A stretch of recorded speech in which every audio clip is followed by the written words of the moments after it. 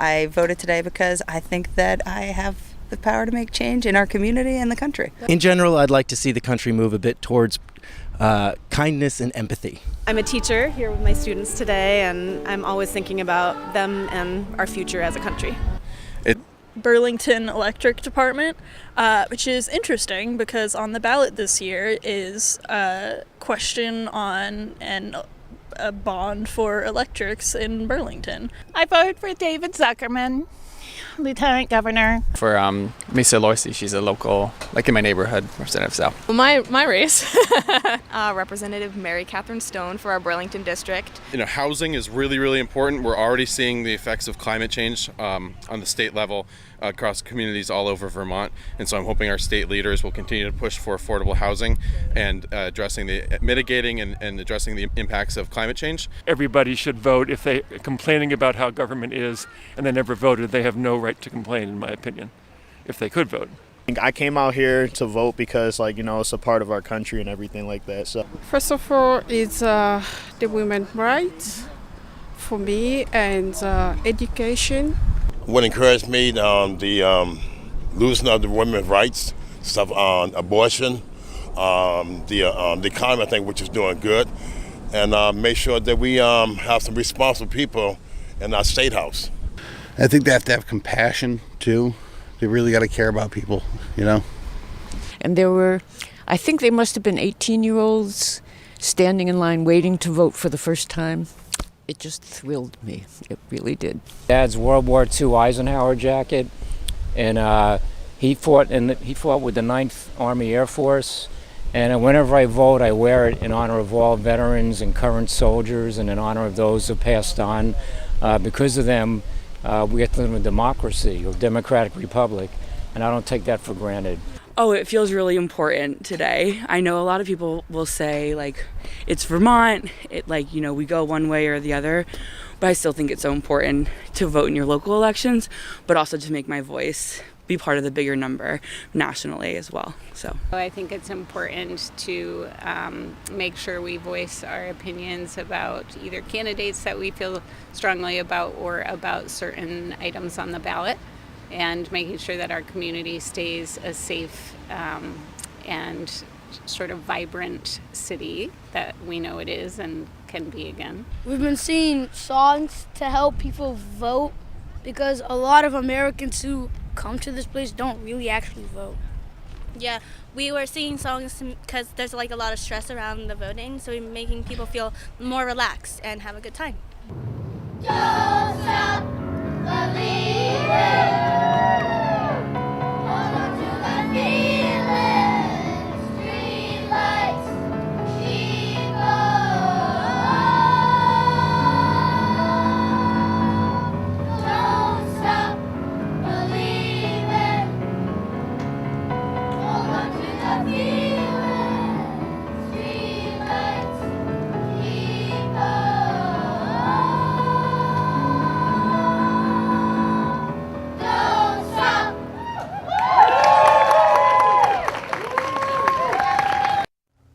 Well, that was adorable. Hello and good evening. Thank you for tuning into Town Meeting TV's coverage of the 2024 general election results. My name is Bobby Lucier, and I'm joined by my co-host, Selena Colburn. Thank you so much for tuning in tonight. We are broadcasting on Town Meeting TV's cable and YouTube channels, as well as on access channels across the state. Thank you to our partners at Orca Media in Montpelier, at Mount Mansfield Community Television in Jericho and Underhill, as well as our partners at GNAT down in Bennington and in Brattleboro Community TV. And we're also simulcasting on WBTV 99.3 FM in Burlington. On tonight's broadcast, we'll be bringing you results from the Chittenden County races that could sway the balance of power in Montpelier. We'll also hear from correspondents across the state about the races shaping up to also affect what's going on in Montpelier in other counties. And we'll hear from our analysts standing by in Studio B, Kurt Wright and C.D. Madison, to keep an eye on the national race as well. Lot in store for you tonight. It's a big one. Selena, I am so grateful that you are here to help me unpack it all. What are you keeping an eye on tonight? Well, I'm really grateful to be here too. Shout out to community media. I think we saw in that last clip just how powerful the work that happens here at CCTV is to our community and to our local discourse. So really happy to be here. And we are going to be breaking it all down tonight. We are going to be talking about the national election and how that will impact our attempts to move policy forward here in Vermont. We are going to be talking about statewide races from the governor to the auditor. We are going to be talking about the balance of power in Montpelier and whether Democrats and progressives there can maintain their veto-proof majority of recent years, or whether some of these races that we're looking at around the state will impact that. Exactly, you'll hear in Studio B tonight. Sure. This is an important election, of course. And it's the presidential election, but we also have some high stakes with 34 of 50 Senate seats up for grabs, and all of the 435 House seats also. And the key things here is there are some key swing states that we're looking at that can impact a pathway to the win for Kamala Harris or Donald Trump. And these key states are Pennsylvania with 19 electoral votes, Michigan with 15, and Wisconsin with 10. Now, there's more than that as far as the key battleground states. And here's something to keep in mind. 3 of the critical battleground states, being Arizona, Florida, and Nevada, also have abortion right ballot measures, which could impact turnout. Who's going to show up? Who's going to vote? So that's something to also watch. And the thing with these key swing states that I mentioned, Pennsylvania, that was close last time. It was only 1.2% with Biden holding it with 80,000 votes. In Michigan, it was 2.8% with the margin of victory there for Biden. That was only about 155,000 votes. And then in Wisconsin, it was under 1% with 20,680 votes. So it can be really, it's going to be tight here. I think we may have a repeat of 2020 where we don't know tonight and we don't know tomorrow. It's very possible. You would add in addition to that, North Carolina and Georgia are 2 of the battleground states. And we're going to see, we'll start seeing soon whether the polls are all right, which is they have all said, virtually all the polls, there's an outlier here or there, but virtually all the polls have said that these basically seven battleground states are all within the margin of error. Yes. Some show Harris up by 2 points, 1 point, less than a point. Some show Trump up by that same margin. There is a gender gap unlike anything we've seen before. If the polls are all right, they show Donald Trump with a huge lead among men, similar to the lead that Kamala Harris has with women. So there's a lot of things at play here. We do have 2 states in. Kentucky has gone for Donald Trump. No surprise, it's not one of the battleground states. And Vermont has been called already by CNN. CNN projections say Vermont's going for Kamala Harris. Again, no surprise, but we do have those 2 states in. To Vermont, I believe the first one in for Kamala Harris. Kamala Harris, yes. Well, what do you think about, you mentioned the polls and that it's in the margin of error. What do you think about the Seltzer poll that came out of Iowa? Well, it's a very respected poll. It showed, it's what they call a shock poll because it's been presumed to be Donald Trump. It's a fairly Republican state. And it's been presumed that this is in the Trump column, but suddenly this poll shows Kamala Harris up by 3. Now, I've listened to other pollsters talk about it. They have great respect for this polling firm, the Des Moines Register, but they think it's still going to be an outlier. For everyone that I've heard talk about it still thinks it's going to be an outlier poll that Trump will still win Iowa. However, it's one that we should keep an eye on because of that poll. And at the same time, in New Hampshire, also not thought to be, seemed to be a safe state for Harris. There is a poll that shows Trump within 5, and J.D. Vance made a trip there this past weekend because that poll seemed to show Trump within striking distance in our neighboring state in New Hampshire. So there's all kinds of things at play here. And as mentioned, of course, the Senate right now is 51-49 for the Democrats. The tough thing for Democrats is they have a lot more seats to defend this year. Next 2 years from now, it'll flip over the other way. But for this year, there's a lot more seats for the Democrats to defend than Republicans do in terms of incumbents. It's already presumed that the Republicans are picking up 1 Senate seat in West Virginia where Joe Manchin decided not to run. And it's pretty much a sure thing. Republicans are picking up seat there. The other swing states seem to be Ohio, Montana, Pennsylvania, following some of the swing states in the presidential election, Wisconsin, and a few others. So there's some, along with the presidential race, the big one. You have a lot of Senate races, and that's the Senate's up for grabs. It's so close. And in the House, same thing. You have a very tiny margin on this one. It's for the Republicans. But with all those 435 seats, it doesn't take much to flip that around either. So there's a lot to keep an eye on here tonight in regard to the presidential race, as well as the House, the Senate, and then, of course, everything going on. That is because when a bill passes both the Vermont House and Senate, on its path to become law, it goes to the governor's desk. And the governor has a few options at that point. He can sign the bill into law, he can allow the bill to go into law without his signature, or he can veto the bill. Governor Scott has shown that he is not afraid to use his veto pen. He has vetoed more bills than any governor in Vermont history. And so it's been critical for the legislature to enact their policies to be able to override a veto. That takes a 2/3 majority of each chamber. So in the Vermont House, that means they need 100 votes, and in the Senate, it means they need 20. You can see in the state Senate right now, there are 22 Democrats, 1 progressive, and 8 Republicans. However, there are a number of Senate seats in play that we'll be tracking closely tonight. 4, maybe 5, as well as some open seats down in Bennington that we'll need to watch closely to see whether the state Senate can hold that majority. And then in the Vermont House, they have a little bit of a stronger margin in their majority. So there are 107 Democrats, and as well as some progressives and independents who often vote with them. So they have a little more of a margin. My name is Travis Washington. I'm here at Higher Ground at the Democratic Party, hoping to talk to some Democrats, see what they have to say. Back to you all in the studio. The first one was better. So we also just heard, thank you very much, Travis Washington, for covering the Democrats at Higher Ground tonight.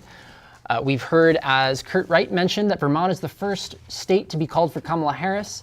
And we've also heard that Bernie Sanders has been named the winner from AP. That race has been called. So another 6-year term for Bernie Sanders, Selena. No surprises there. Very popular senator in Vermont, and at this point, after his 2 presidential runs, among the most popular senators in the country, actually.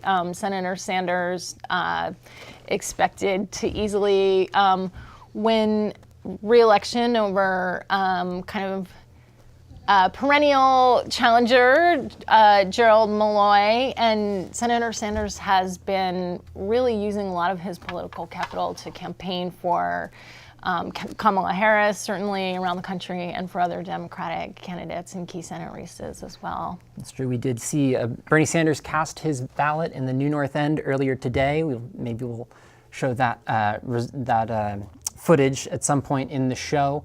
We do have our first results of the night, and I'm not sure if it's up on our webpage yet, but Selena, it looks like, and I'm not sure if these are complete results, but at least in the Chittenden 25 House District, this was Julia Andrews, the incumbent, facing a challenge from Republican Brenda Steady in Westford, the 25th House District, and it looks like Julia Andrews, at least in these results that we have right now, has a pretty solid lead, if not a total victory here in the Westford District. This is one of those races in the suburbs outside of Burlington, where we're seeing Republicans challenge seats that have been pretty solidly Democrat for at least the past few years. Yeah, and we know that Governor Scott has gotten really involved in some of these races. He's expected to win his own re-election handily, but we'll be watching closely for those margins and comparing them to past results. But that's a dynamic at play as well. We know the governor has really gotten behind some of these Republican candidates, both Republican incumbents, but also folks who are challenging Democratic incumbents. It's true. And we encourage you to check into our webpage that we'll be updating throughout the night, results.townmeeting.tv. There you can find all of the results for the races across Chittenden County. That includes the state Senate, which we're keeping a close eye on for the balance of power and that veto-proof majority that Selena mentioned, as well as state representative races and some big ballot items that we haven't even gotten into yet. There's some big ticket items on the ballot today, and we'll be delivering those results to you shortly. For now, we also want to mention that we have a team at Phil Scott's campaign event in Montpelier. Debbie Ingram is standing by to cover that event and hear from the governor as he seeks another term. We'll turn to Debbie. Thanks, Bobby. I'm Debbie Ingram. I'm reporting live from the Phil Scott event, campaign event this evening. And Phil Scott has run a campaign for himself, but it seems that he's actually been more interested in the legislators. He's really interested in trying to get, as he says, common sense legislators elected so that he doesn't have the kind of supermajority of Democrats and progressives who are able to override his vetoes. So he's looking for moderate and centrist Republicans and Democrats to run in both to win in both the Senate and the House. So this evening we'll be looking at the Senate has 6 openings due to retirement or to death, sadly, and also one that seems like a viable competition that might flip from Democrat to Republican. And that's 7 out of 30. And then in the House, there are 150 members, but there are 15 Democrats who have decided not to return. So that's a chance for definitely the Republicans to make some big gains. And if that happens, Phil Scott will be very pleased to not have to worry quite as much about his vetoes being overridden. The other race that he's extremely interested in is that of lieutenant governor. Longtime Democrat Senator John Rogers decided to become a Republican this year and is their nominee for lieutenant governor. He has a good chance against Democrat progressive incumbent David Zuckerman. So we'll be examining that race very closely as well. So we'll come back to me several times during the evening, and I'll have some interviews for you with those key players. And right now, I'm Debbie Ingram, and I will flip it back to Bobby and the studio. Great. Thank you so much, Debbie, for standing by at Phil Scott's campaign event there and for breaking it all down as well. The balance of power that we will be keeping a close eye on tonight. I mentioned that we are specifically bringing you results in Chittenden County tonight on our webpage. We've got a number of... That you would think that favors the incumbent in this race. And then the next one here, this is the only Burlington House race that is contested this year, and it's expected to be a close one. This is Chittenden 17, a little chunk of the Old North End and a chunk of the New North End. Missa Aloisi, the progressive, is challenging the technically incumbent Abby Duke, who was appointed by the governor, Selena. Yes, and this is a really interesting one in a really interesting district. I think, so this is the seat that was vacated, formerly held by then Representative Emma Mulvaney-Stanek, who now, of course, is the mayor of Burlington, and vacated the seat when she took the mayor's office. And she had come to the seat by challenging a Democratic incumbent, which, you know, the local Democrats in Burlington were none too pleased about that, of course. And then when Emma vacated the seat, it's customary for the party of the person who is departing to put forward 3 names to the governor, but because Emma ran as a fusion candidate in a Democratic primary, the governor also requested the names of Democrats and ended up appointing a Democrat to a seat that had been held by a progressive Democrat. And so it's an interesting one to watch. The nature of this part of Burlington has changed a lot. Redistricting has also reshaped the district some. And both parties, I think, feel like they have a claim to the seat in different ways. So how this one goes will be interesting. The two did face off in the primary election.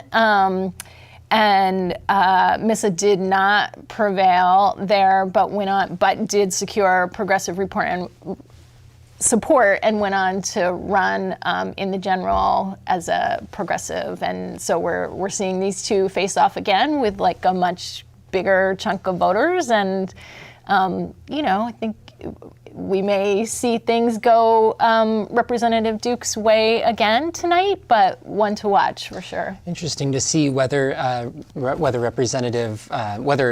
the progressives can pull out the infrastructure that won Emma Mulvaney Stanek the mayor's seat, which involved some success in some of those neighborhoods. And so we'll see if that was just Emma or if that was the Progressive Party that can come out again to support Aloisi. We also we'll just run through a couple of these other races that we're covering tonight, the contested races here. Sarita Austin is the incumbent in this 2-seat district in Colchester, but there's a seat open here thanks to Republican Pat Brennan running for Senate. Yes, I think this is going to be another really interesting race and district to watch. This is one that has split in recent years, Democrat and Republican. Pat Brennan held this House seat along with Sarita, and he actually served in the seat for 20 years in the Vermont House. So it's very possible we might see a kind of Democrat-Republican split, but with that opening, it's also a chance the power of incumbency is so strong, right? So this gives us a new opportunity, I think, to take a look at just what the electorate is looking like in this district. We've definitely seen some of the surrounding Chittenden County, Burlington areas kind of lean more and more Democrat over time. So.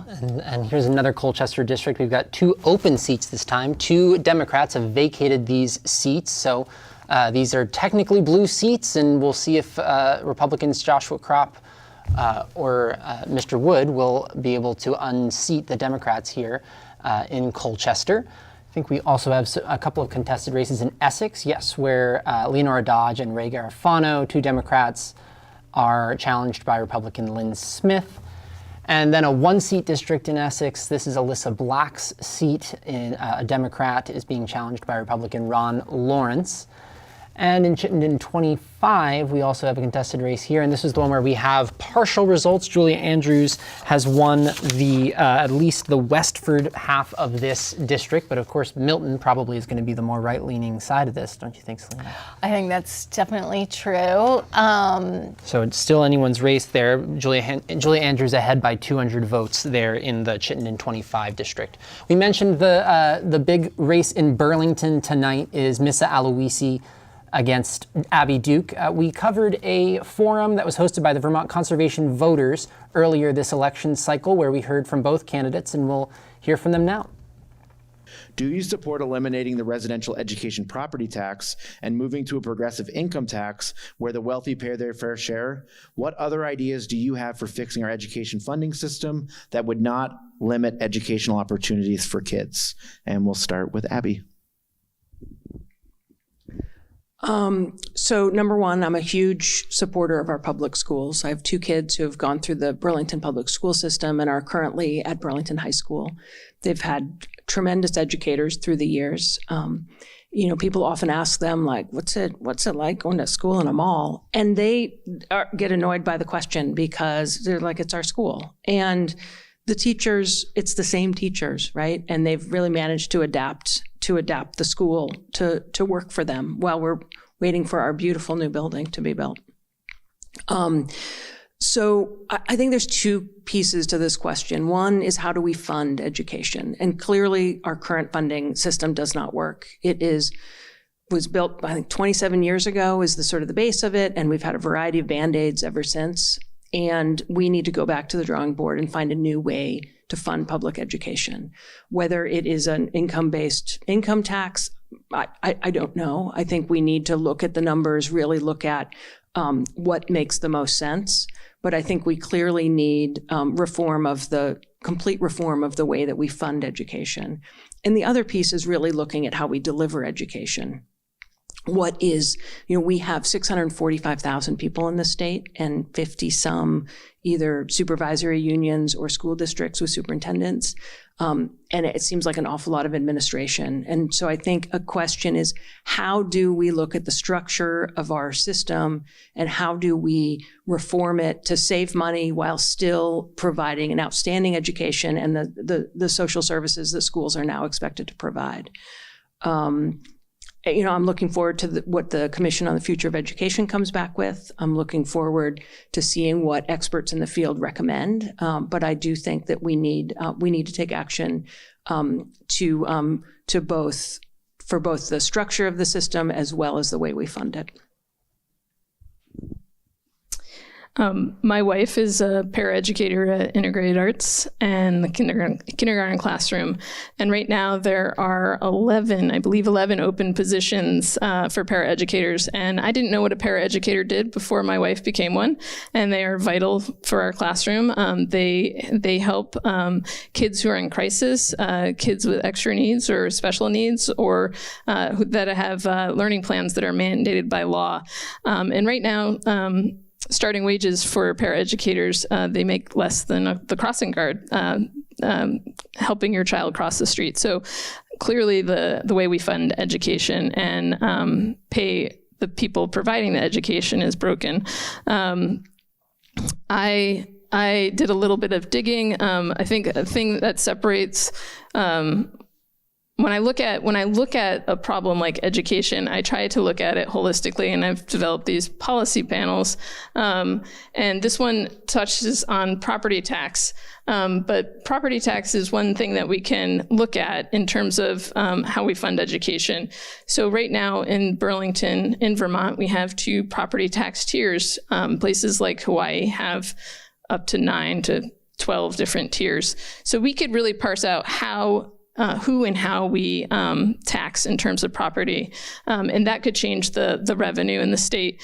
But when I look at how our property tax, and it goes to education and it goes to our municipal budgets, and one of the biggest increases in our municipal budgets and education budget every year is healthcare costs. And we had some traction a few years ago for universal primary care, and that's low-hanging fruit. So primary care is different than single payer, saying that everybody can have access to a doctor. And that's something that in Vermont we can afford to do. And that would take the pressure off the municipalities and the education. So all of these things are closely linked. That was Missa Aloisi and Abby Duke, the 2 candidates running for the Chittenden 17 House District in Burlington. And we have a couple results that we should mention here. One, that the Westford, there's a ballot question in Westford to make the town clerk an appointed position as opposed to an elected position, and it looks like that has gone down tonight. So Westford was, I guess, hoping to have their town clerk become an appointed position, and that's not going to happen. Yeah, Westford voters want to be able to vote on their town clerk. Moving from the hyper-local up to the statewide, we also are keeping a close eye on the lieutenant governor's race tonight. The governor's race we expect will not be very close, but the lieutenant governor's race between Republican John Rogers and Democrat progressive David Zuckerman could be close. And we did hear from John Rogers, who stopped by the Phil Scott campaign event. I have to note that that's not a Vermont GOP event. That is a Phil Scott sponsored event. The Republicans officially are not hosting an event tonight. It's another storyline we'll have to keep an eye on here. But we did hear from Debbie Ingram was able to chat with John Rogers before he heads home to his farm in West Glover for the night, but we did hear from John briefly, and we'll hear from him now. Thanks, Bobby. Hi, this is Debbie Ingram again at Phil Scott's campaign event, and I've got with me this evening John Rogers, who is the Republican candidate for Lieutenant Governor. John, thanks so much for talking to me. Tell me how you felt about the campaign and what you think your chances are. Yeah, it was a great campaign. It was interesting to get out and see some parts of Vermont even a lifelong Vermonter had not seen. So met a lot of great people, a lot of positive feedback. We're really feeling great coming into this evening. We know it's going to be close, but we think we are going to prevail. And I say we because this does not happen alone. This was a team effort. I had 3 folks on my team helping me every day and a lot of volunteers. This was a really big effort.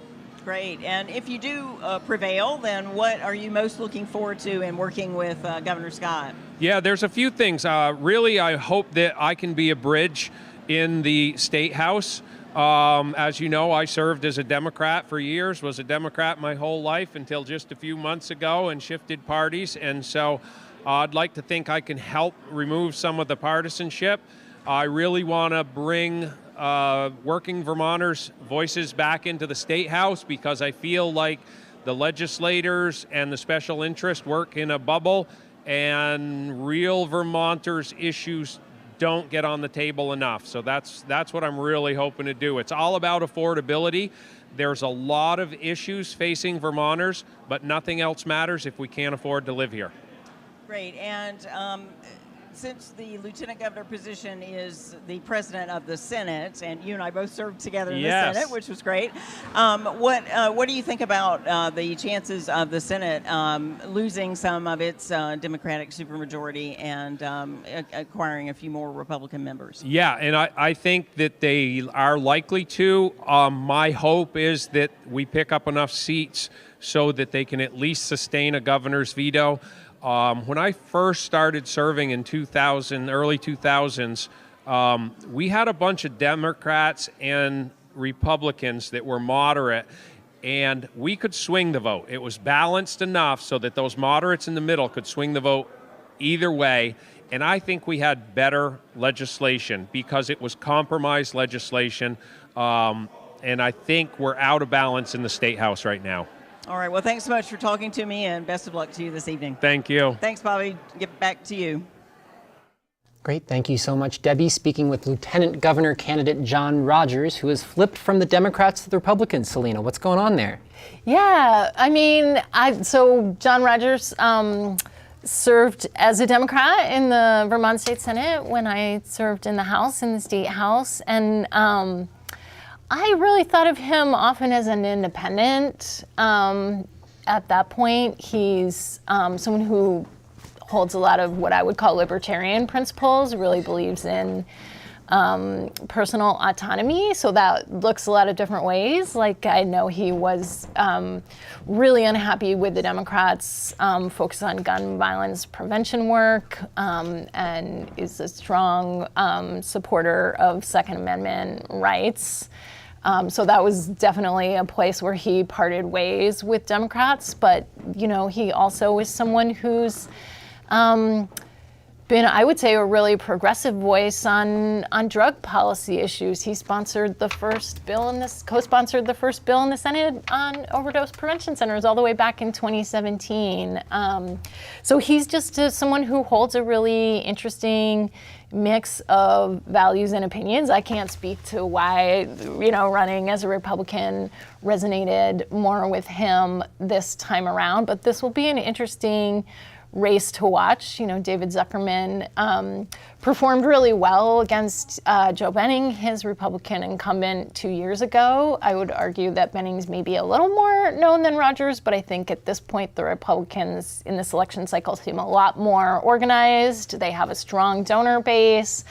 And you have seen some moderate Democrats, like very recently former Governor Peter Shumlin came out in support of Rogers over David Zuckerman. So there's probably some moderate Democrats who would prefer a Republican lieutenant governor to a progressive one, and that may be a dynamic here. We'll see how things prevail throughout the evening. But David Zuckerman, a long time incumbent in the state of Vermont with pretty strong name recognition. So, you know, I would guess that especially in this presidential election year, David Zuckerman will prevail, but it will be really interesting to watch and see how this race shapes up. Certainly, it could be close there. We'll keep an eye on those results. We also have some results from results.townmeeting.tv that you can take a look at, and we'll dive into them in just a second. But first, we'll toss it to our friends C.D. Madison and Kurt Wright in Studio B to look at the national election. Kurt, what's going on? Thanks, Elaine and Bobby. So far, obviously, results are starting to trickle in. There are 4 states in right now. That's Indiana, West Virginia, and Kentucky. None of them surprises. All have gone for Trump. Vermont is in the Harris column, but so much more to go. We have the swing states. The first ones we're going to be looking at for swing states that are going to be, we're going to be starting to get some results. There's been a little bit in from Georgia. That's a big swing state. Too close to call, as we expected early on. North Carolina, the polls have just closed at 7:30, and that is a big one we'll be watching too. And before we go back to Madison, just think about the historic election this is, Madison. If Kamala Harris wins, this is the first female minority president, female minority president in our history. If Donald Trump wins, it'll be the first time in a century that a president won non-consecutive terms. We've had assassination attempts in this election. We have had the Democratic nominee pull out kind of at the last minute, and a process that was different than one we've seen for the nominee. We've seen the polls be incredibly close. We've seen all kinds of stuff. I can't wait after this is all over to read the book on this election. Ooh. It's a lot of drama. It really is. It really is. It is high drama, and I look forward to a time when we don't have to have so much drama in our politics. That would be nice. It would be very nice. Do you think we're going to know the results tonight of the presidential election, or even tomorrow morning?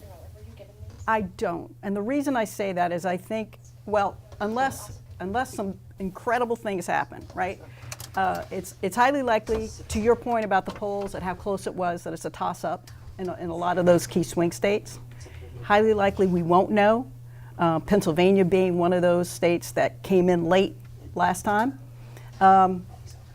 If it's not that, then I could see a landslide going either way, for Trump or for Kamala Harris. Where they win all the battleground states, they all go one Well, way. not necessarily win all the battleground states, but they win some you may not expect. So if, I'm not seeing it just yet, but also, if Kamala Harris were to win Georgia and Florida, it could flip things in a crazy way, right? So, and I'm saying those possibilities exist on either side. And right, because Florida, I don't think is considered one of the battleground states. I think it's expected to go to Trump. But you're right. If that was to suddenly go to Kamala Harris, then that would certainly put a tremor into this race in a hurry. Yes, it would.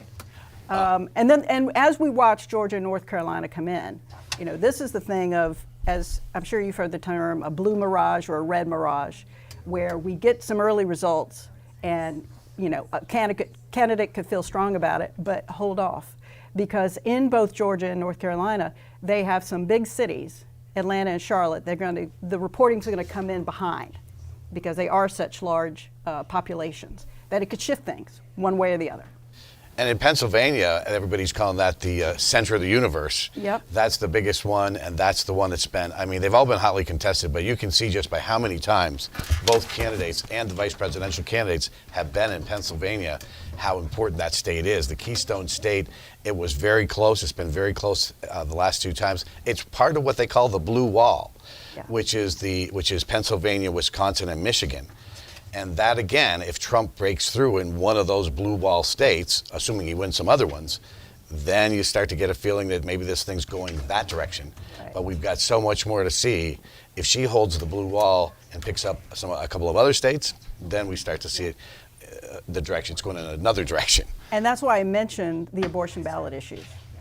Could that be something that could drive, you know, people to the polls who might have sat it out? And we did see the impact in 2022, when there were elections with abortion measures on the ballot that did have an influence on the results. The abortion issue 2 years ago, clearly Republicans thought there was going to be a red wave in the congressional races, the midterm races, and that wave turned into a fizzle. And I think the abortion issue was a large part of that. I frankly saw that. A lot of people didn't see it coming, and not to give myself a pat on the back, but I started feeling like that was, the red wave wasn't going to materialize to the way they thought it was. They did take the House, but barely. They did not get the Senate. And so it's going to be interesting this year, because when you look at the issues, abortion is one of the top issues, but the latest poll that just came out by Fox News, and also it's mirrored by some other polls as well, says 70% of Americans think the country's on the wrong track. Now that would typically say that the party out of power has got a big advantage, is probably going to win.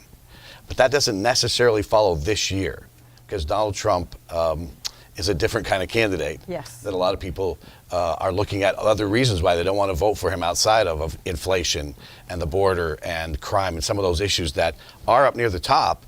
And there's been a lot of polls that have said more people felt like they were better off under Trump than Biden by 2-to-1 margins.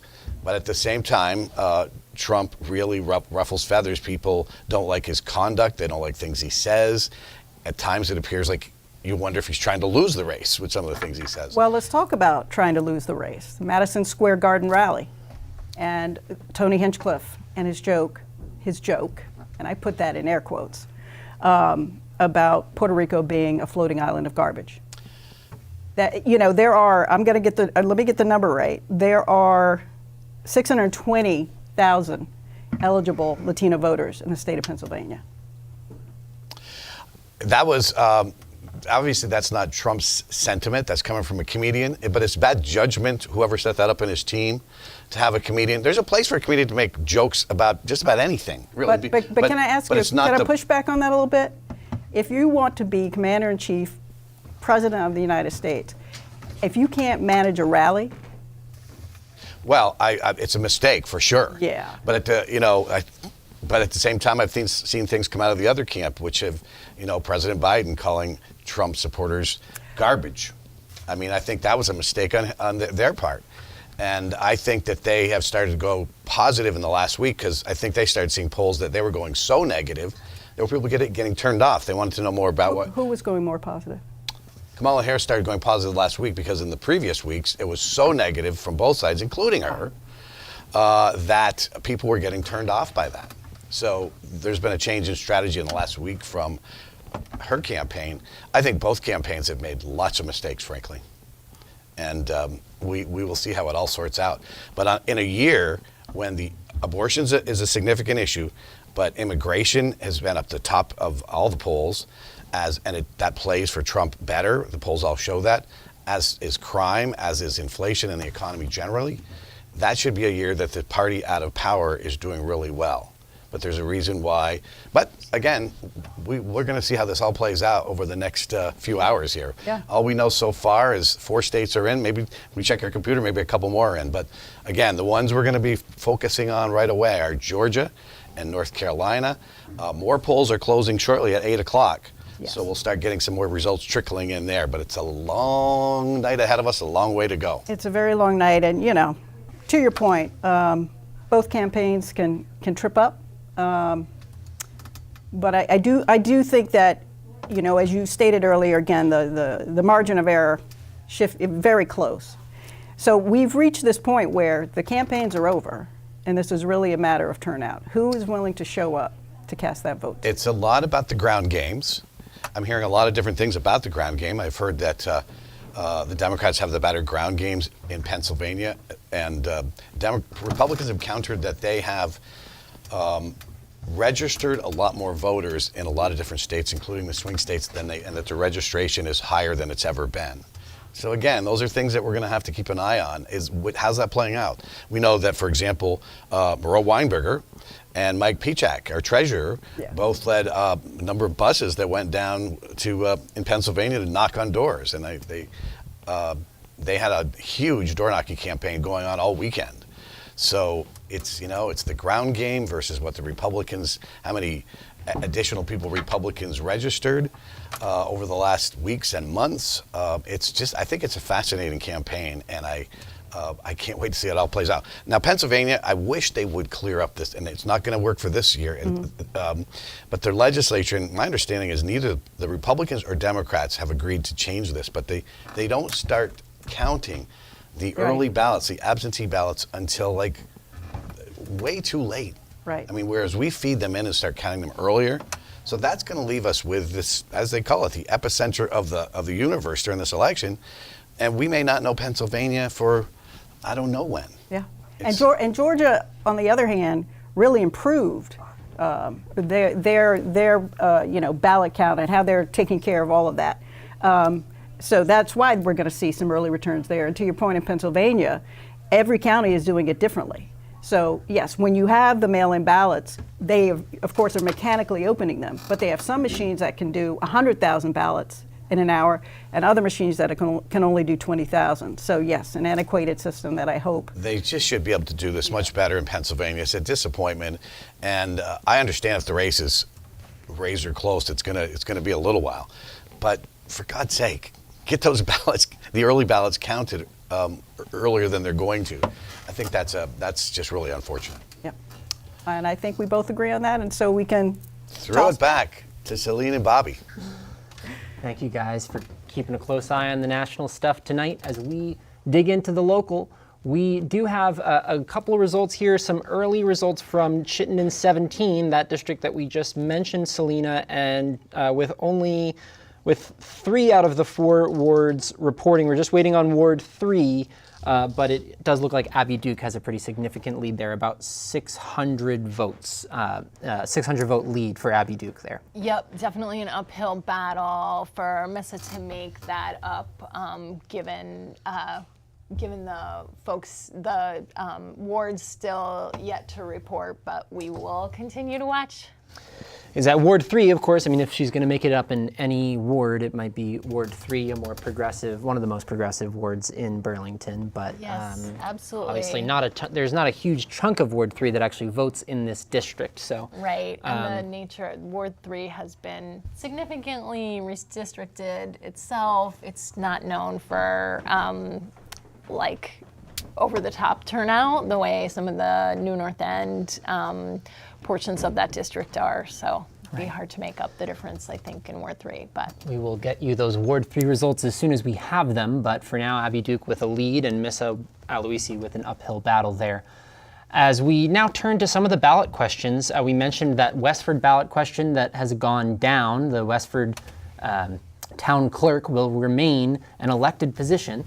Let's talk about some of the other ballot questions here, and maybe we'll start in Burlington. There were 2 questions, one on the Burlington Electric Department asking for $20 million, and then another one, and it looks like right now we've got 11,000, almost 12,000 votes in favor of that bond, so that looks like that's probably going to pass. We've got 6 of the 8 wards reporting. Ward 3 and Ward 8 are left, so probably going to see that bond pass. And then the police oversight charter change is also looking like it's probably going to pass here. It's 9,000 votes in favor and 6,000 against. Again, we've got Ward 3 probably going to lean heavily yes on this, as well as Ward 8 probably a yes as well. So looking like that will be a pass there. We mentioned the Westford. This is kind of an interesting one. I didn't think to study up on this one, Selena, but Westford is no longer is continuing to elect their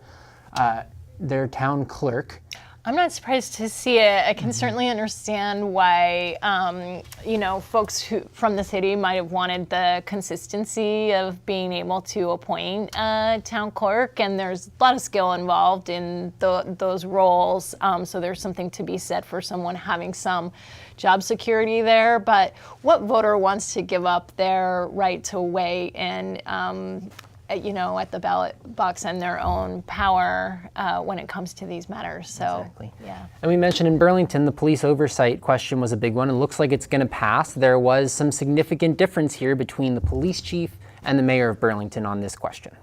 Yeah, the police chief, the mayor of Burlington, and the city council. So this is a really interesting one. We have been, debating in our community what kind of police oversight is needed and appropriate and legal and enactable since back when I was on the city council with my friend Karen Wright over in Studio B back in 2014. So this has been a long time discussion in our community. Voters voted on and rejected a different oversight ballot measure not too long ago. There was heavy campaigning by the mayor, by many Democratic city councilors, by community leaders against that. There was a lot of concern. There's been a lot of the concern in these conversations about police oversight that too much oversight will put barriers in terms of retaining and recruiting police who might see more independent control and oversight and disciplinary power as a problem. This was a really interesting one. So it's been divisive in the community. It's been divisive in the city council. This time around, they really came to a compromise in the council. This was essentially supported unanimously by the council and really creates a separate independent body that will come into play only when the police commission and police chief can't agree on what disciplinary action should be taken. So the mayor supports it, the city council supports it. Some folks feel it doesn't go far enough. Some folks feel it goes too far. And really the only folks who came out and opposed it in the final hour were the police chief and the police union this time around. So it looks like it's on a track to passage, but we'll continue to see. Yeah, interesting to see. It's pretty rare at this point in Burlington politics to see the Democrats on the council at odds with the police over things. They've normally been in lockstep. We saw the Burlington Police Officers Association endorse Joan Shannon. That party has come out significantly in support of the police, especially since the vote in 2020 to reduce the officer cap in Burlington that was led by the progressives. The Democrats have sort of branded themselves as the pro-police party in Burlington. And here they are, Ben Travers, the city council president and sort of leader of the Democrats right now, has come out in support, and I'm sure that played a big role in this passing, the Democrats coming out in favor. We did invite City Councilor Ben Travers, a Democrat, along with Gene Bergman, a progressive and City Councilor, and the Chief of Police and a representative of the Burlington Police Officers Association to this very desk to talk about this ballot question about a month ago. And we'll hear a little clip from that now to hear what the perspectives were on this issue. It's important to understand that some people may think that there's a perfect system, but many people do not. A significant number of people in the community. And it's bolstered by incidents that, have led to settlements reported in the newspaper just recently, 2 excessive force incidents, and there's another one out there. Going back to Councilor Bergman's statement about settlements and such, those don't have any impact on the claims of excessive force and all that. A settlement is not a claim of any type of fault, so let's be clear about that. All of those that you're speaking of that had settlements, those officers were exonerated, and it was unsubstantiated with the claims. So if you think this document will fix that, that would be completely incorrect. I just want to be clear about that. And what I was talking about was the fact that they are reflective of a serious concern in this community about the need for community oversight. So yes, you're right. In terms of the way that they would deal with this, they're outside of the scope of a disciplinary and investigatory process. And I think most of what the proposed charter change in November accomplishes is that it does codify, I think, a great system that we've currently set up between the chief and our police commission. The further step that it takes, the new element that it introduces, is the opportunity for an independent panel to resolve a dispute between the police commission and the chief. I keep referring to that independent panel as a break glass in case of emergency. I don't anticipate it's going to be all that regularly used, but I do think there's value in considering it, and I will be personally supporting the ballot question in November to stand up that new panel. What we've tried to do in this, and it didn't go as far as I would have liked myself. I did support the citizen petition, but what it does do is it codifies much of both the practice and the desire that this community has articulated over the last several years. And so you've got now in potential statute the right of the commission to audit, to monitor, and to have a role in the disciplinary process. And that's something which I think is a significant step forward and There are lots of safeguards that are built into it. The language in the short form related to appeal rights is a good example. The fact is that almost everything that was just articulated are things that we already have in place. I think that we have a really, really strong and effective program in place. We just finished this summer a new department directive, DD40. So DD stands for Department Directive. We worked on that for 4 months in open session with the Police Commission, hand in hand with the Police Commission, with the BPOA. And it is, I believe, the best and most transparent process for police discipline that exists in the state, and really among them in the country. It codifies exactly what the Police Commission does, its authorities, the fact that we share all information with it, the fact that it sees every single citizen complaint, that it has input into every single complaint, makes recommendations into the results of those complaints. And then it also codifies the fact that there are other participants in this process, including the city attorney, including our human resources department, including the mayor. And there is a mayoral executive order from Mayor Weinberger that Mayor Mulvaney Stanek has retained that requires that certain kinds of complaints or incidents be discussed with the mayor prior to having a finalized disposition. We really do have a system right now that is incredibly effective. The council mentioned NACOL. NACOL says very clearly, within the current oversight landscape, few existing oversight agencies have the authority to make final determinations as to the outcome of an investigation. This authority is more common in oversight agencies that have developed within the context of the city being under a federal consent decree to reform its police department. We're talking about agencies that have had really problematic, even abhorrent patterns of practice. And I just don't think that's what we're seeing here. I think what we have right now is a system that works. And my belief that it is a system that isn't broken and doesn't need fixing is not in line with the mayor's office. I do want to say that clearly. The mayor welcomes an independent review panel that the mayor would co-appoint. But I strongly object to the creation of a political apparatus to which we would subject officers. And ultimately, I believe that's what this independent panel would be. And it's not what we have with the Police Commission right now and the very strong system that we have in place through DD40.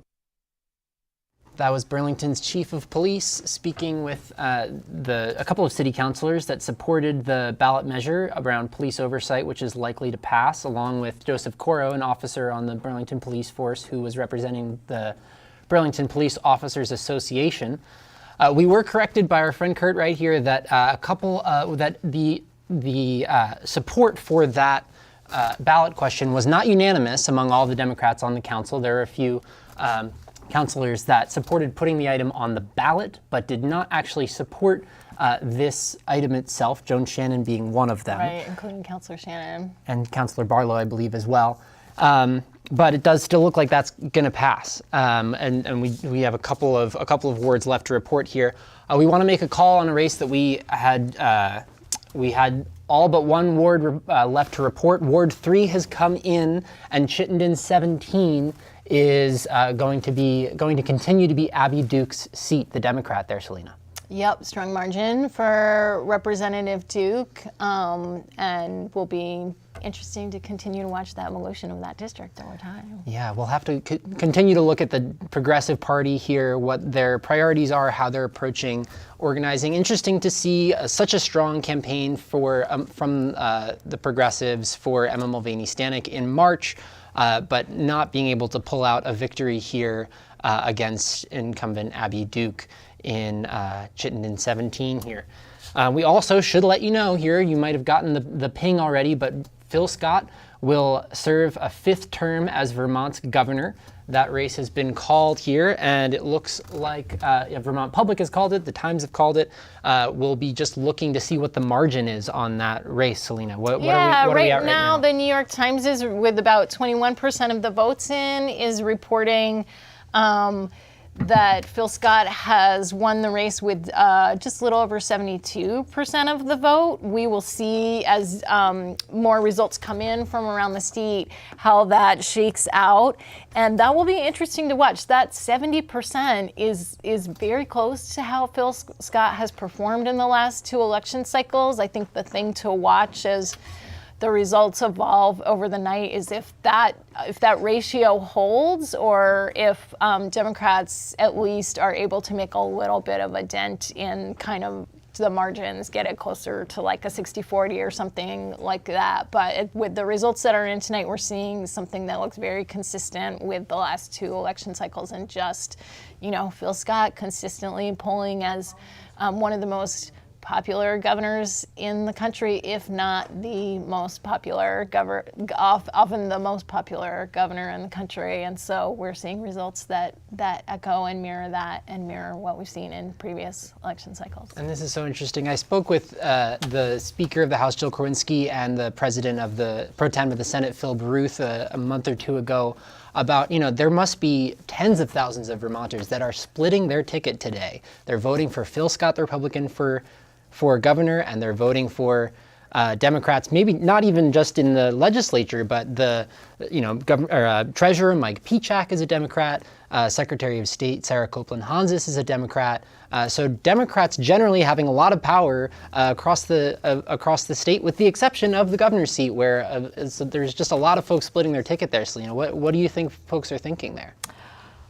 Hey, I wish I knew, but we have seen, that's in past polls at times, Governor Scott has enjoyed more support from Democrats than Republicans even. So he, in many ways, presents as moderate. He certainly is willing to, oppose the kind of Trump republicanism. I think he early on in his tenure, really got a lot of support from Vermonters for his handling of the COVID-19 crisis in those early days, and when he really set himself apart from how other states and other governors were handling things. And so there's some top-level ways that high-level ways that I think people see him as really moderate. And, folks often aren't always digging so deeply into the policies and how they're playing out in the dance of the State House between the executive branch and the legislative branch, where at times the governor presents more like a traditional Republican, I think, in some of those negotiations. So. Interesting to keep an eye on that. And we mentioned some of those other statewide races where Democrats are typically successful. Incumbent Sarah Copeland-Hanzis, the incumbent Secretary of State, is standing by at Higher Ground, where the Democrats are gathering tonight for their watch party. We have an interview with Secretary of State Sarah Copeland-Hanzis, who, as the Secretary of State, is in charge of the state's elections division, the counting of the votes tonight. Let's hear from Sarah Copeland-Hanzis at Higher Ground. Secretary of State, Sarah Copeland-Hanzis. Thank you, Sarah, for joining me. Thank you so much. My first question for you is, what did you do to prepare for this election cycle? That's a great question. And how much time do you have? So we've really been preparing for this election for the last 10 months. And, part of that preparation is just making sure that all of our town and city clerks, some of whom are new to the job, have all the training they need. Some of that has been in responding to sort of the landscape. We know that this is a very intense political sense that we're in right now, and this moment that we're in. So we've done a lot of de-escalation training, physical security, cybersecurity training with our local town and city clerks to make sure they have what they need in order to have smooth sailing through the day today. Amazing. That's a great answer. And then what role do you think that civil education, education in civics, plays in people's perceived belief in election safety and integrity? You've really hit at sort of the essence of the issue to me, because if you don't understand how government works and how elections work, it's really easy to fall prey to mis and disinformation about stolen elections. And so we have been working nonstop since I was elected almost 2 years ago now, and just making sure that we're getting out and helping Vermonters understand how our elections work, who runs our elections. These are your town and city clerks who are your neighbors. You see them at the grocery store, you see them on the sidelines of a ball game. And I think that giving a little more information and opening the curtains, if you will, to show people how it works, gives people more confidence in the process. Awesome. Well, thank you very much. And back to you all in the studio. That was Travis Washington speaking with Secretary of State Sarah Copeland-Hanzis. All eyes on the election division here and around the country, Selena, as we are in an era of our democracy where nothing is taken for granted and everything is watched very closely. Interesting to hear from Secretary of State Copeland-Hanzis there. We will check in now with our friends in Studio B, Kurt Wright and CD Madison, who are keeping an eye on some of the states as the results are trickling in. Madison, what do we got? So what we're starting to see here is some states lighting up. And Kurt and I were actually just having a conversation about this, that some of these states like Oklahoma, Mississippi, Alabama, that they are now putting in to the Trump column. We've got about 1% reporting. You want to address that, Kurt? Well, once they start to see results, if they're matching up everything else that they've seen, they do call it a lot of times early with 1 or 2% in. And so we're seeing right now they've called electoral, and these aren't surprises either. None of these states are surprises so far. Right. Oklahoma, some of the states down south, are Tennessee, are Kentucky, and others are now falling into to where they were expected to go. And the same for the Harris campaign, yes, with Illinois, a big state that was expected to go her way. Massachusetts, Maryland, Connecticut, Vermont, of course, was what I think the first one.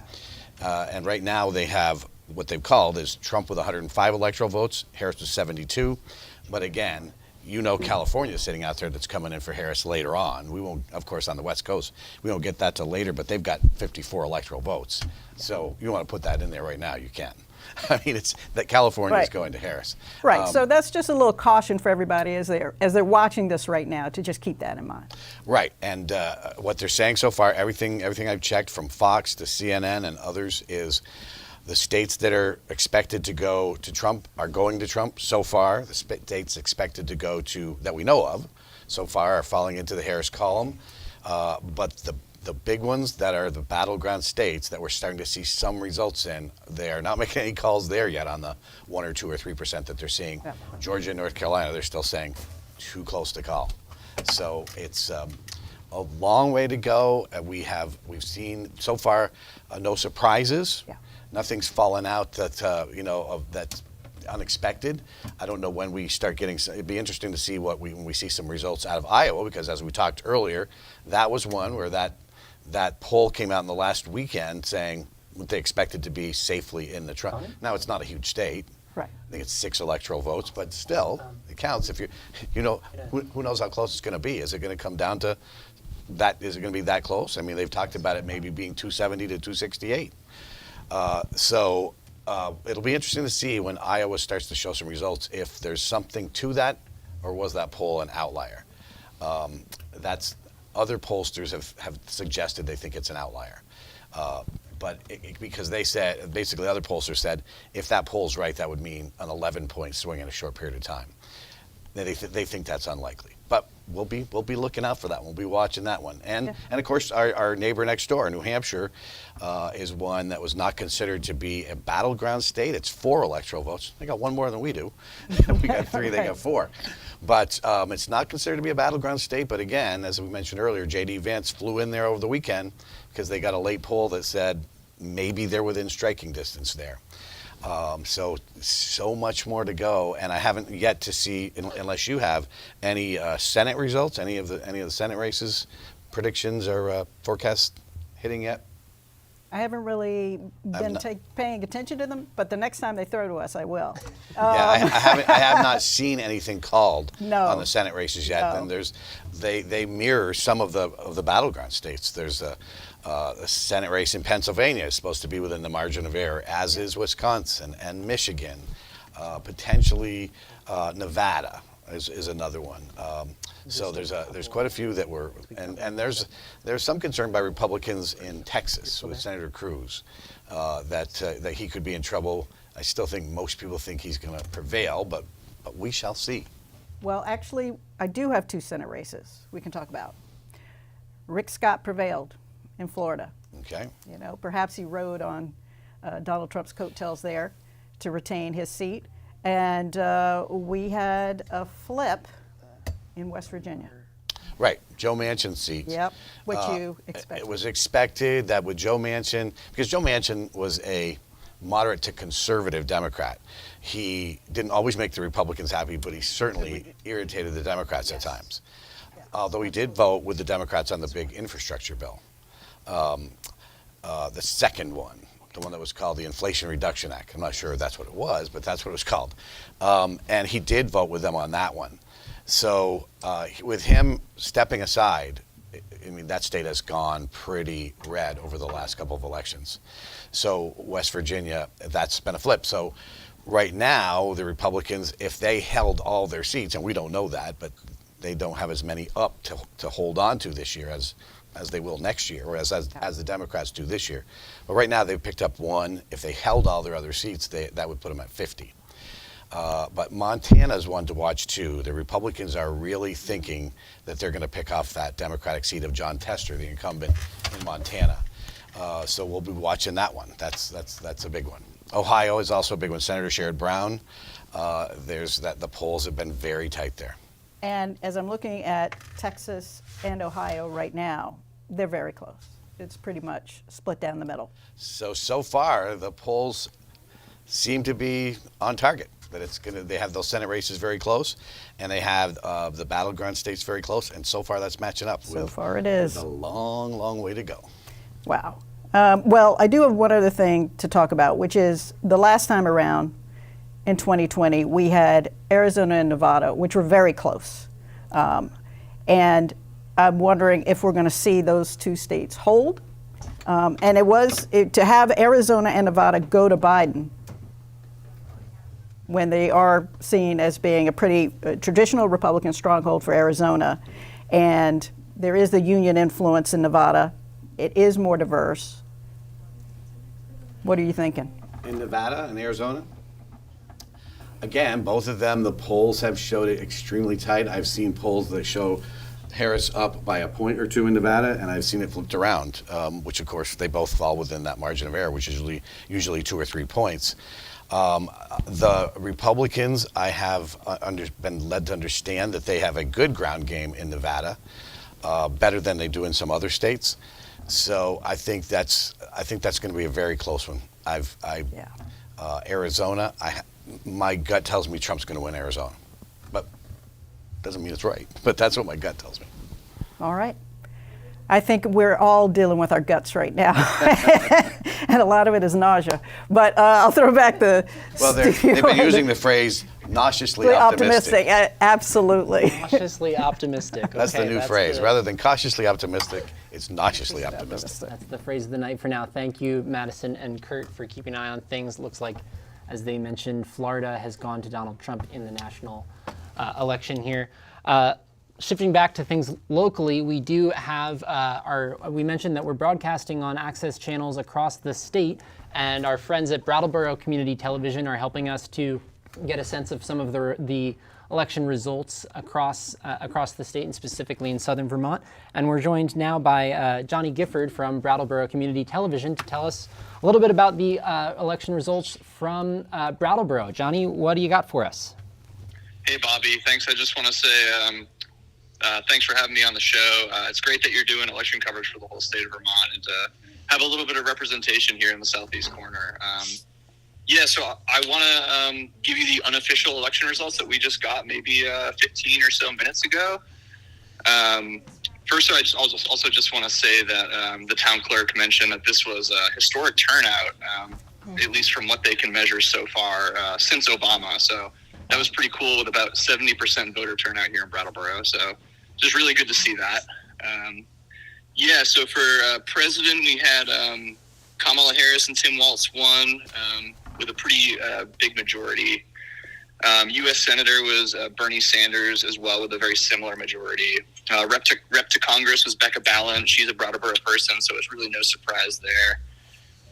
Governor was Phil Scott, and that was somewhat a more closer race between him and Esther Charlestown. Lieutenant Governor David Zuckerman won by a pretty good majority. And again, I just want to say these are all unofficial results, as they're still just checking all the boxes. But we're sure that they're close to the final results. Moving on, State Treasurer, we had Mike Pichek won with a pretty large majority. Secretary of State was Sarah Copeland-Houndsas with a similar majority to Mike Pichek there. And same goes for Auditor of Accounts with Doug Hoffer winning that one. Again, going down the line, Attorney General Charity R. Clark won with a very similar majority.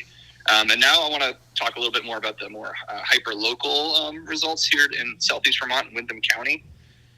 So we had a state senator race where our two current state senator incumbents were both running again, and they both won their seats back. So it appears Wendy Harrison and Nader Hashim with pretty large majorities in the state Senate race. Here in Brattleboro, we have 3 different districts for state rep, District 7, 8, and 9. And so on our unofficial results here for District 7, we had incumbent Emily Kornheiser win with a pretty decent majority. In District 8, it was the incumbent Molly S. Burke who seems to have come out on top with, a pretty similar majority. And then in District 9, there's actually no... That's a seat that was recently vacated, and there was no Republican that actually ended up in the primary for that one. So it was just Ian Goodnow on the Democratic side, and he won since there was no opponent, it seems. So those are all of the results here in Brattleboro. Awesome. Johnny Gifford from Brattleboro Community TV, thank you so much for jumping in tonight to share some of the results. Representative Emily Kornheiser, of course, who is a significant force in the House of Representatives. She's the chair of the House Ways and Means Committee, powerful money committee in the House, and she faced in the Democratic primary a challenger kind of from the more center of Emily is someone who's come out in favor of progressive taxation, in favor of taxing wealthier folks as part of a broad coalition that's working on that issue. And she was challenged by a more moderate Democrat in the primary, but prevailed. Also interesting to note that Senator Hashim currently chairs the Senate Judiciary, is vice chair of the Senate Judiciary Committee, and may be in line to become chair of that committee after the passing of Dick Sears. So Windham County positioned with potentially some representatives, not just representing their district, but holding pretty powerful positions potentially in Montpelier coming biennium. Interesting to hear. Also interesting to hear that Phil Scott, even in the very left-leaning Brattleboro, narrowly beat Esther Charlestown there. It's probably a good sign for Phil Scott's margin tonight. We, turning back to the hyperlocal, have some Chittenden County partial, again unofficial results from the Chittenden Southeast Senate District. It looks like the 3 incumbents there are likely to maintain their, well, we can't say likely yet because it's less than half of the districts reporting, but Thomas Chittenden, Keisharam Hinsdale, Ginny Lyons, 3 very powerful senators from Chittenden County have a pretty significant lead. You can find all of these results, our partial unofficial results, at results.townmeeting.tv. Here you can see our current results that we have for that race. And Bruce Roy, the Republican challenger, some folks, I know I heard on Kurt's show that Paul Dame was excited that maybe Bruce Roy could unseat one of these Democratic senators. We've got a lot of Burlington in there right now, so it's pretty left-leaning so far on the results, but pretty heavily in favor of the 3 Democratic incumbents. A big hill to climb for Bruce Roy if he's going to come back and unseat one of these 3 Democrats in the Senate. Absolutely, and as you noted, we have Burlington, a large portion of Burlington making up these results. You can see that's, Keisharam Hinsdale until quite recently was Burlington Representative resident, represented Burlington in the House prior to moving to the Senate. So it'll be interesting also to see just how the incumbents fare, among one another as the night progresses and more results come in. But as you know, that is starting to, even with a small amount of results, starting to look like a pretty wide gap between incumbents and the Republican challenger. Yeah, a lot to dig in there with the Senate district there. That's a relatively new district with the redistricting. We used to just have Chittenden County. It was 6 senators, and everybody all voted for 6 senators. The top 6 vote getters would be your representatives. It heavily favored the sort of urban senators of Chittenden County, and now that we have some more broken down districts, we've got a southeast district that has the south end of Burlington and some of the other suburbs there, and then we've got the central district where Senator Phil Baruth, Tanya Vihovsky, and Martine LaRoque-Gulick are representing, and then that Chittenden North district, which is another new one that we'll be keeping a close eye on as well. We do have Travis Washington from the Democrats' headquarters at Higher Ground, who is standing by with Keisha Ram Hinsdale to hear a little bit from her about what's on her mind tonight. Travis?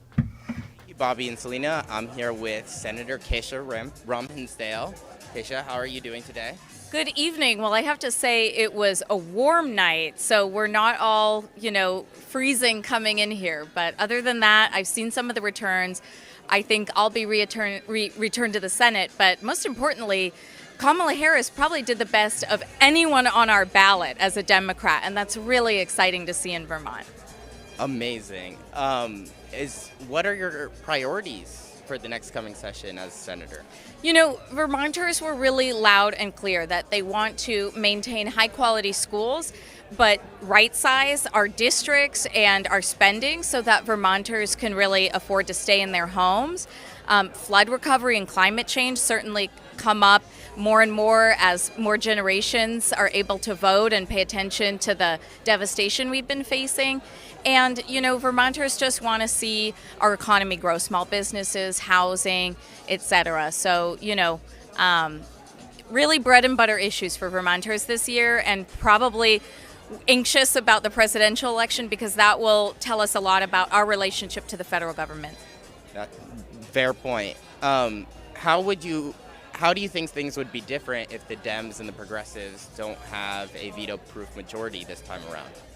Well, in the Senate, we've never really considered it a veto-proof majority. I mean, we had a record number of vetoes this year and certainly a lot of overrides, but we didn't take up every veto that the governor made, and we didn't actually override every governor that the veto made in the Senate.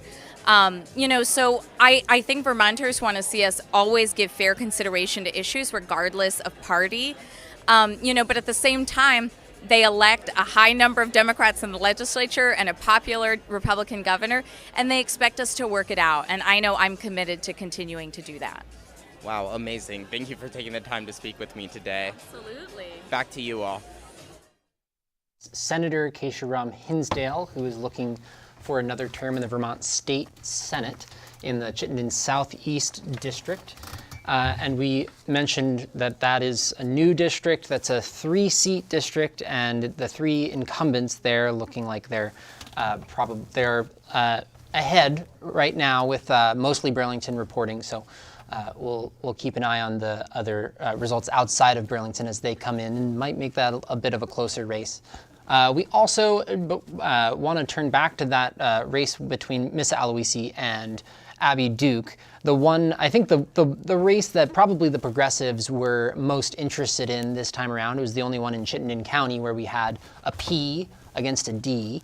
And it's a big loss for the progressives there. It wasn't particularly close. What's going on with the Progressive Party right now, Selena? Yeah, I mean, there has been absolutely ebb and flow in the House Progressive Caucus. So we saw some more rural folks in more rural districts who'd been aligned historically with the Progressive Party move to caucus with the Democratic Party in the previous election cycle, which brought the House Progressive Caucus numbers down a little bit. We do have races called for Brian Chena, Troy Hedrick. We'll expect Kate Logan to return. So those are 3 incumbent progressive Democrats who are part of the Progressive Caucus. There's also a race in Winooski to replace Taylor Small's seat, where Chloe Tomlinson is likely to win, do very well in the primary. And then there is one more interesting race in the Franklin 7 district, where Heather Moore is running as a progressive Democrat against the Republican incumbent there. And that's actually a district that has gone back and forth between Republicans and progressives over the years. It's kind of Montgomery, Enosburg area. Cindy Weed who is a longtime progressive, served a few terms from that district, and it's one of those districts that kind of went back and forth. The last time a progressive was elected there was actually in 2016, when there was we had the Trump-Hillary matchup. So, that's likely to go to the Republican incumbent, but it has been a district that's been in play, and interesting to see progressives like getting back to contesting a rural district. I'm curious, what's the, at the House representative level, politics can be so relational. Abby Duke may have won this race because she's a business owner that knows very many people in this district. And it was hard to see some of the daylight in terms of policy positions between these 2 candidates. How do you characterize the difference between the progressives and the Democrats right now? Where's the difference between those platforms at this point?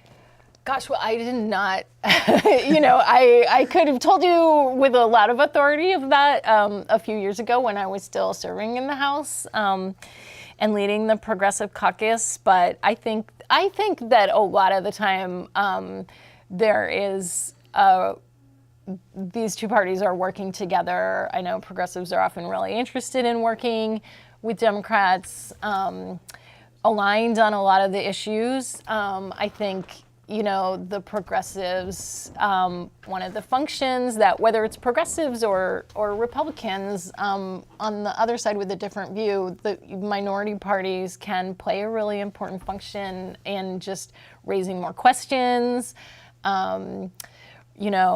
challenging Democratic leadership, which is sometimes a lot harder to do from within a Democratic caucus. I know, the whole question of housing is going to be a really, really big one coming up in the next biennium, and that is one where progressives, not always, but historically at times, have mounted some challenges around the severances to the GA program. And so, it'll be interesting to see what a small but mighty House Progressive Caucus takes on this time around. Housing, certainly a big one. Emergency shelter, also a high-profile one, as we've seen the progressives speak very loudly about the need for the state to provide more emergency shelter. We've seen the amount of folks, unsheltered folks in the state triple in the last 3 years, and the state struggled to find the money to support shelters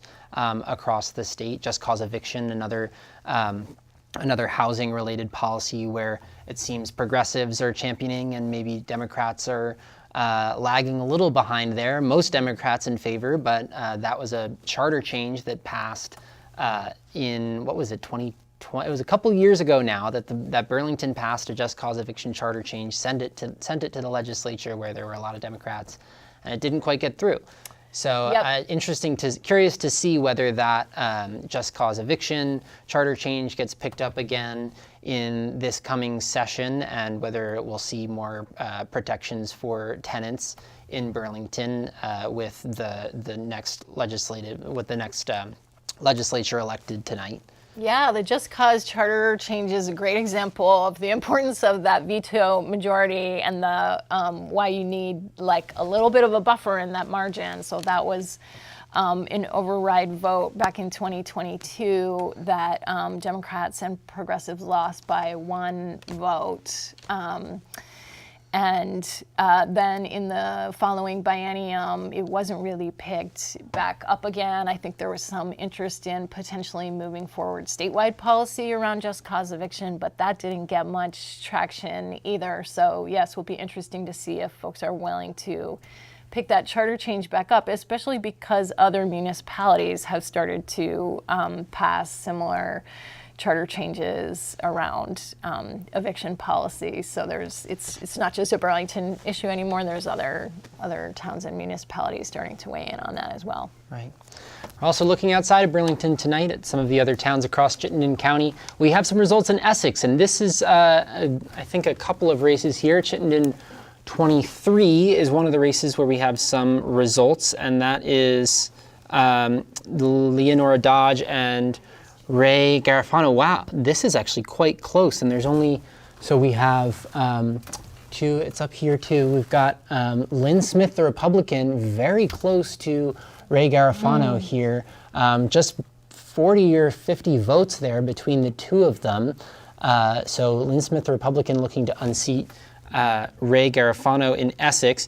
We are still waiting on Essex Junction there, so probably Essex Junction, the more left-leaning. It looks like we would expect, even with that slim margin there for Garofano, she will probably still pull that out.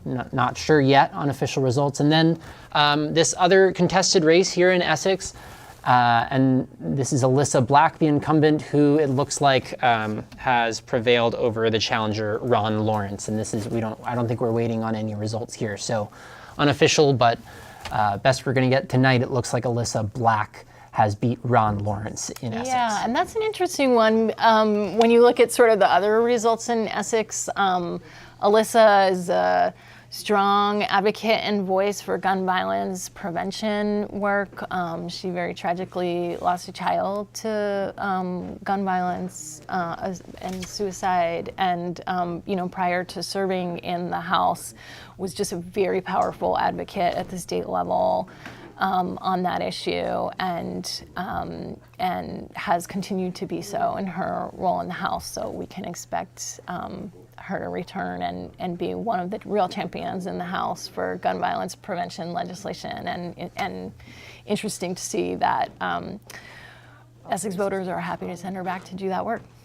Democrats performing well thus far with incomplete and unofficial results in Essex. We also have, Selena, our first nail-biter of the night, I think, in Chittenden North. This is Chris Mattos, the Republican, challenging Irene Renner, the Democrat. And with 3 out of 4 districts reporting, we're still waiting on Milton. Ooh. But it looks like Chris Mattos has a lead of about 50 votes, with Milton yet to come in. So a lead there, very, very tight margin. It's going to be very close between Republican Chris Mattos and incumbent Democrat Irene Renner. Yeah, and that, I have to say, probably bodes well potentially for now Representative Mattos. Mattos has represented Milton in the Vermont House for some time, and Senator Renner comes from the Essex area, so Milton tends to be the more conservative part of that district, but it's also a district where Mattos has some sense of incumbency, likely. So that's going to be a really interesting one to watch. Well, that is quite a nail-biter. And it does also make some of those other Senate races all the more important, as we will hear later in the night from a reporter from the Caledonian Record on one of the Northeast Kingdom races that is expected to be quite close, where Amanda Cochran, a Democrat, is facing Scott Beck, a longtime representative and Republican, in a Senate race over there. And we've got to keep a close eye on the Senate tonight, Selena. It looks like the Republicans have a chance to potentially flip the over the veto-proof majority there. Mm.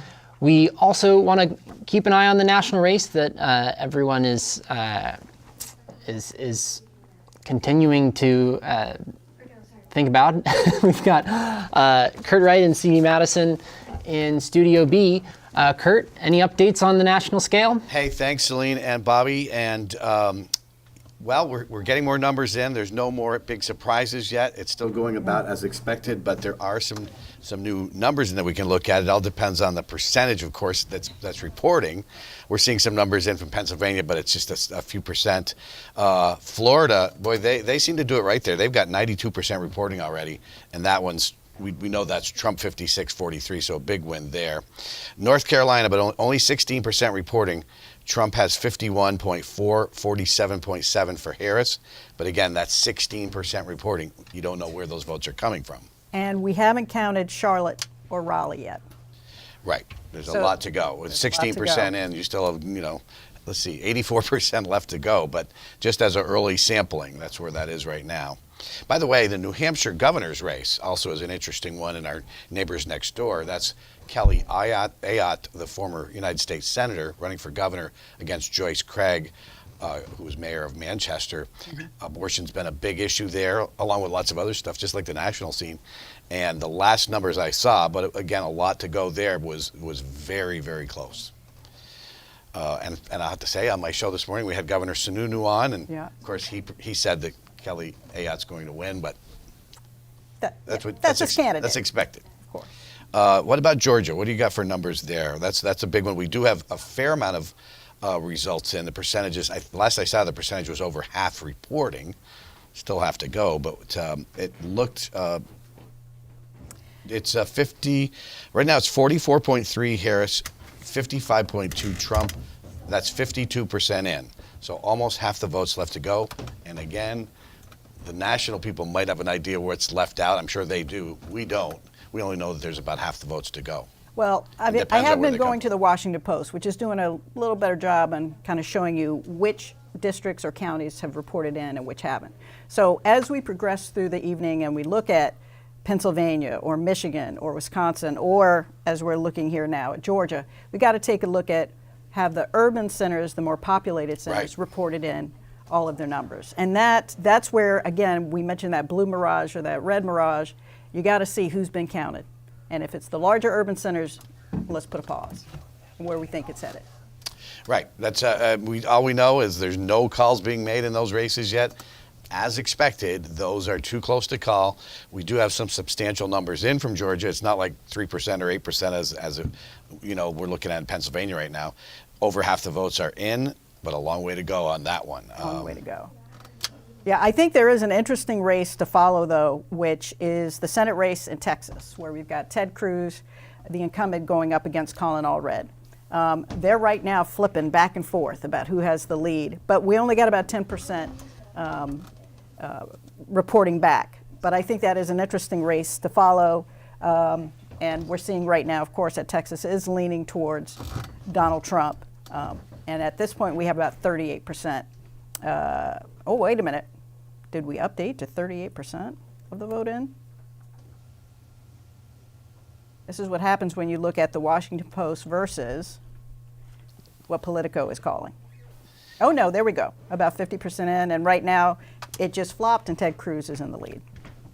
Yeah, so we'll keep an eye on that one. I know that was one they were concerned about. Now, Michigan, we have some early results in there. Kamala Harris has a big lead right now, 56.9 to 41.2, but that is very early in that one. No idea where those totals are coming from, and it's a low percentage of votes. So we've just seen a little smattering of results there.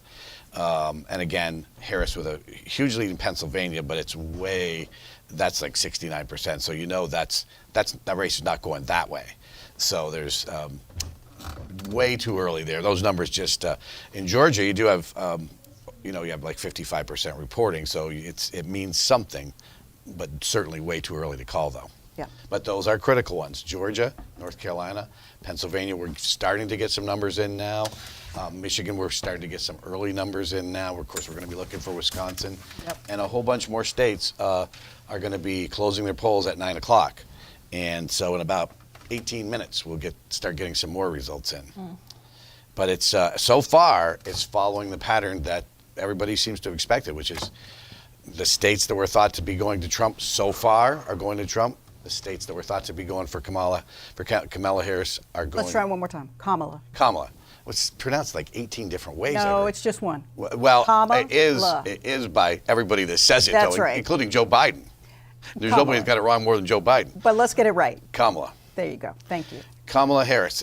So I think we spend too much time worrying about that, though, frankly. I don't think we do. It's a person's name, and if you want to be respectful, you're going to get it right. I understand. Okay. But when Joe Biden gets it wrong 15 to 20 times every week. I don't think he does, but Kurt, Oh, let's he just does. move on. He Let's does. move on. Let's move on. So it's following the pattern expected now, which is the states are expected to go to Trump. So far are going to Trump. The states that are expected to go to Harris are going to Harris so far. And the other states that are the battleground states are within the margin of error. So far, even though she has leads in some states, but it's way too early. There's just tiny percentages in. So we're going to keep watching and see what happens. Yeah, well, we're at this point where I think we should just talk about it's a hurry up and wait, and we just have to wait. I hope that everyone out there who has gone out to vote on this day and who may have cast their vote by mail just takes a moment to recognize the election workers who are doing this job and volunteering to do this job, and I just want to thank them. The most American thing we can do is to cast our vote. And so great respect to those people who are doing that work right now. And yeah, we're just going to wait and see. That's where we are. Long night ahead, long way to go. We have many results left to watch, and I don't think we're going to know a result in the president's race until, if we know at all tonight or tomorrow morning. I'm not sure we will. On that, we can agree. Thank you guys very much for keeping an eye on the national race. Heading back into our local results here, let's just recap what we do know about Chittenden County, and we'll start here with the state representative race. We've got incumbent Jana Brown, a Democrat, is going back from Richmond. In Jericho, these are two Democrats, one incumbent, one new one. Eddie Greening will be elected to serve in Montpelier. In Chittenden 5, Che Waters Evans is re-elected. That looks like we don't have. Oh, we do. We only have one, but it's an uncontested race, Okay. probably. Right. Sean Sweeney, who won a Democratic primary race against Michael Ashew, is uncontested in the general and will represent Chittenden 7. Again, these all unofficial results here. Emily Krasnow, running unopposed in South Burlington. We have those results in. Brian Minier, also in South Burlington, will be headed back to Montpelier very likely. Tiff Bloomley and Bram Klepner, this was another one where there was a significant primary challenge for an open seat that was a Gabrielle Stebbins seat, and that is going to go to Bram Klepner here. Mary Catherine Stone and Barbara Rachelson in the University District here are unopposed. They are both likely going back to Montpelier. In the perhaps the most progressive district in the state, Brian Chena and Troy Hedrick, two progressives, are headed back to Montpelier. The Speaker of the House from Burlington, Jill Krawinski, is along with progressive Kate Logan. Interesting to see that margin there, Selena. A couple hundred votes more for Speaker Krawinski. Again, we mentioned the big one from Burlington. Abby Duke, a Democrat, has won against progressive Missa Aloisi by a pretty significant margin there. In the New North End, Carol Odie and Bob Hooper are re-elected to represent the New North End. We have a new representative in Winooski. Chloe Tomlinson is going to join Daisy Berbecco. This was Taylor Small's seat in Chittenden 21, Winooski. This is that close one we talked about before, Selena, Leonore Dodge and Ray Garofano. And then the challenger Republican Lynn Smith in a very, very close margin with Ray Garofano there for that second seat. Alyssa Black is projected to beat Ron Lawrence in the one-seat Essex District, 24. And in the Milton Westford District, this one also could be close. We've got Julia Andrews, the incumbent Democrat, with a 200-vote lead over Brenda Steady, the challenging Republican, but we're still waiting on Milton here. Right. So not sure how this one will shake out. And then moving on to the Senate, we've got Martine LaRoque-Gulick, Phil Baruth, the president of the President Pro Tem of the Senate, and the lone progressive Senator Tanya Vyhovsky are running unopposed tonight. And then in the Chittenden Southeast District, we have a few more results here. We're still waiting on more than half of the results here, probably. Well, potentially. But the three incumbents, Thomas Chittenden, Keisha Ram Hinsdale, and Ginny Lyons, the Democrats, no P here, all D, Selena, in the Southeast District, are beating the challengers here, Bruce Roy, Rohan St. Mart, and Taylor Craven, pretty significantly. And this is that nail biter. So Chris Mattos, the Republican, with a very slim lead on Irene Renner, the incumbent Democrat, and with, I think, just Milton left to report here, which probably is leaning more right than the rest of this district. This is looking pretty good for the Republicans. Moving on to the ballot items, we've got the two questions in Burlington, one on giving a $20 million revenue bond to the Burlington Electric Department. That will bring a bunch of new electric vehicle chargers to Burlington in the coming years. The police oversight charter change, which we mentioned had the support of Democrat Ben Travers, as well as Mayor Emma Mulvaney Stanek and progressive Gene Bergman on the council, though did not have the support of Democrat Joan Shannon and a couple others, and was opposed by the police chief and the police union. Looks like that is likely to pass. In Essex Town, a $1.7 million wastewater improvement bond is likely to pass for Essex. In Westford, we are looking at a failed ballot initiative to make the town clerk position an appointed one, so they will continue to elect their town clerk in Westford. And that's all we got. So that's all the results so far. We are still waiting on some of those towns outside of Burlington. It looks like we've got all the Burlington results in now, so we can call some of those ballot questions. You can see our results room is standing by, waiting for some of those results to be called in. We are very grateful to the many volunteers that make this broadcast possible, that include our folks in the results room and the dozens of folks across Chittenden County that are calling in results tonight that make this broadcast possible. So thank you to everyone who has pitched in tonight. It's really an incredible effort, and we're very grateful. We talked about some of those Senate races, Selena. It looks like Chittenden North is in trouble for the Democrats. In the Northeast Kingdom, Scott Beck is potentially, it sounds like, doing well in the Caledonia County Senate seat.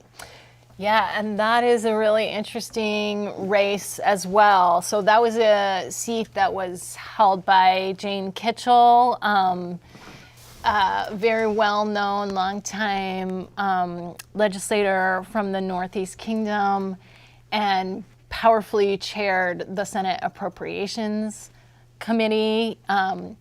She recruited Amanda Cochran, who runs the Umbrella nonprofit in the Northeast Kingdom, to run for that seat once she chose not to seek re-election. Scott Beck, who is a longtime House rep, stepped up, and so that's been the contest, is between Amanda Cochran and Scott Beck.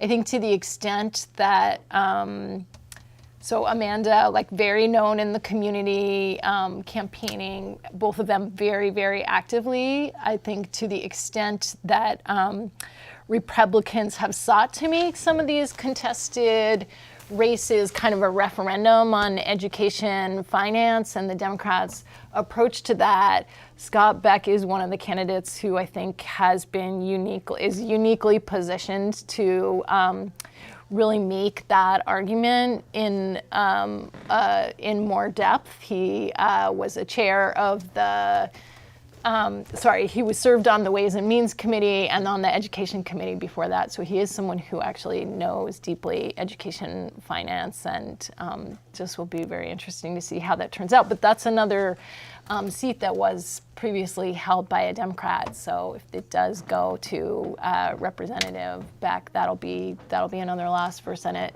Dems. Another flip for the Republicans. So Senate candidate Scott Beck made some remarks at the Phil Scott campaign event that we are covering tonight, and we'll hear from Scott now. Thanks, Bobby and Selena. This is Debbie Ingram at the Phil Scott election campaign event this evening, and I'm talking to Scott Beck, who is the Republican running for the vacated seat of Jane Kitchell in Caledonia County. It's looking really good for him right now. Not all the towns have reported quite yet, but he has a substantial lead over the Democrat. So, Scott, how are you feeling about your chances tonight? Well, I feel good. I've had a big margin of victory in 3 of the 4 largest towns. St. Johnsbury, Newbury, and Danville have reported. Hardwick have yet to see. We overperformed what we thought we would in all those districts. And St. Johnsbury was the big one because my opponent is from St. Johnsbury, so that was not a slam dunk town for me. So to do very well in that town gives me a lot of hope.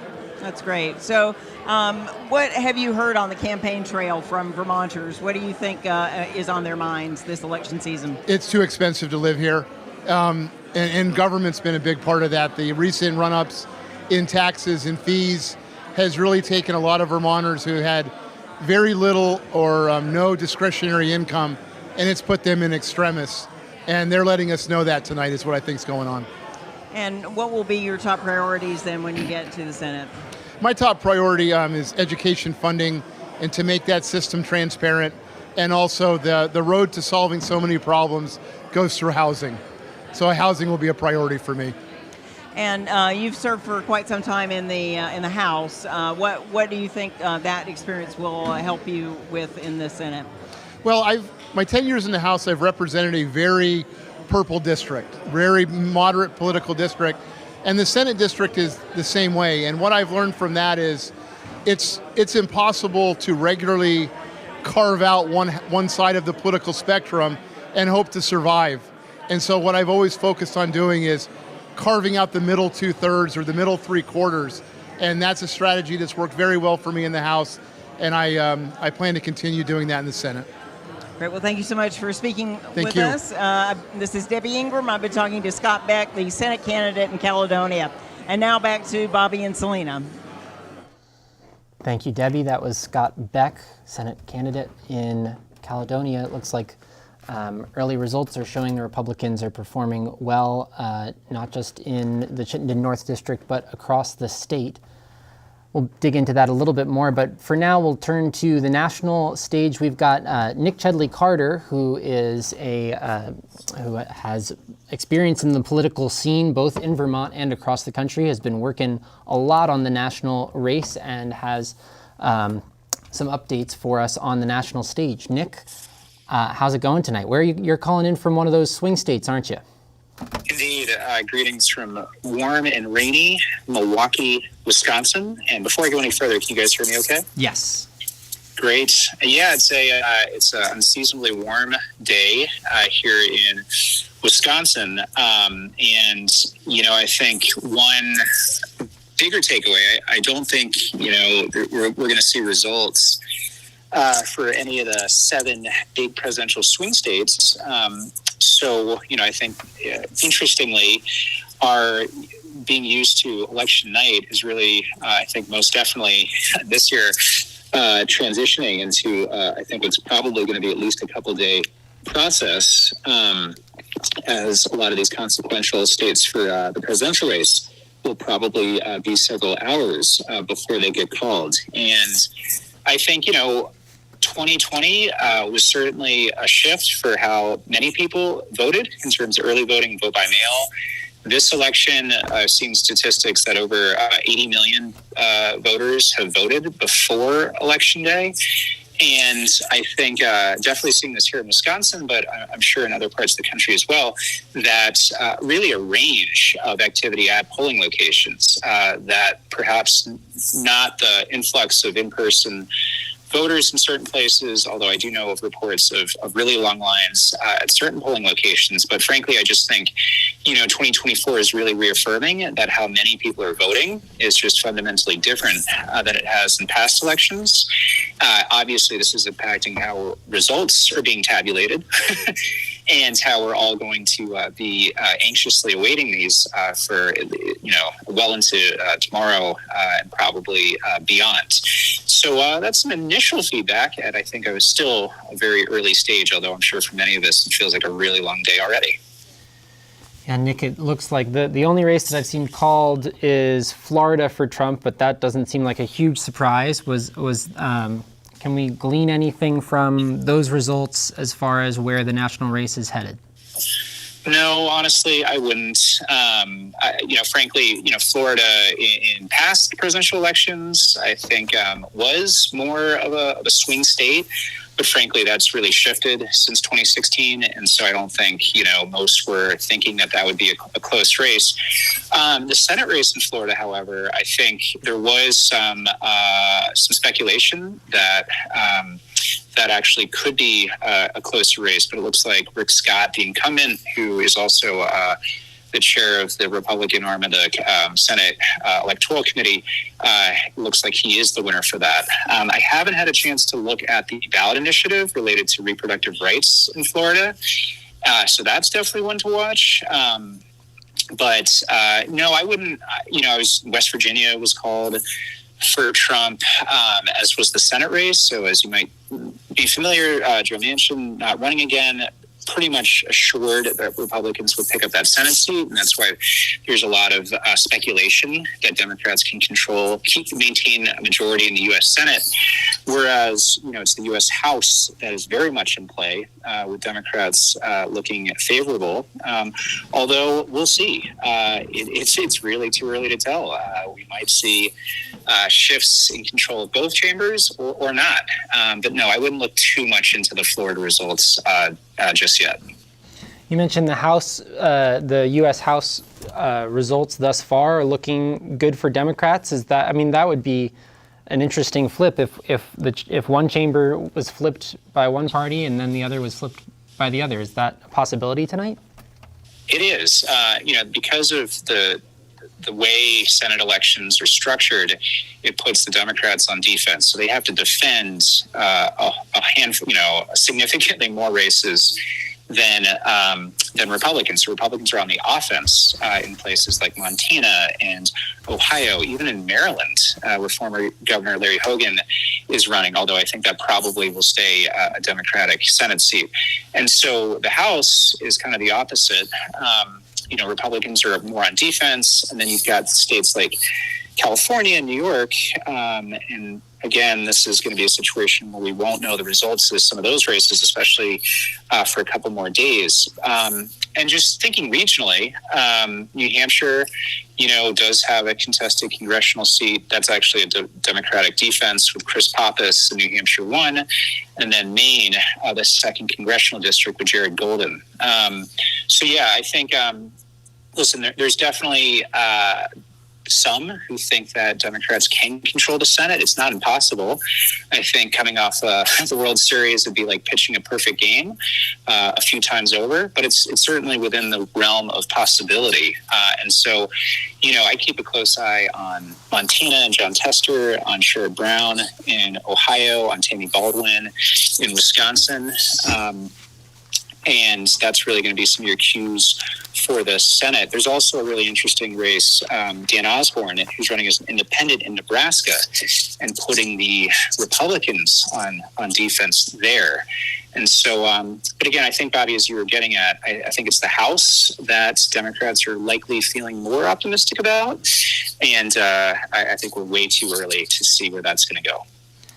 Nick Chedley-Carter, thank you very much for providing some of those updates tonight. We appreciate you calling into the show. Thank you.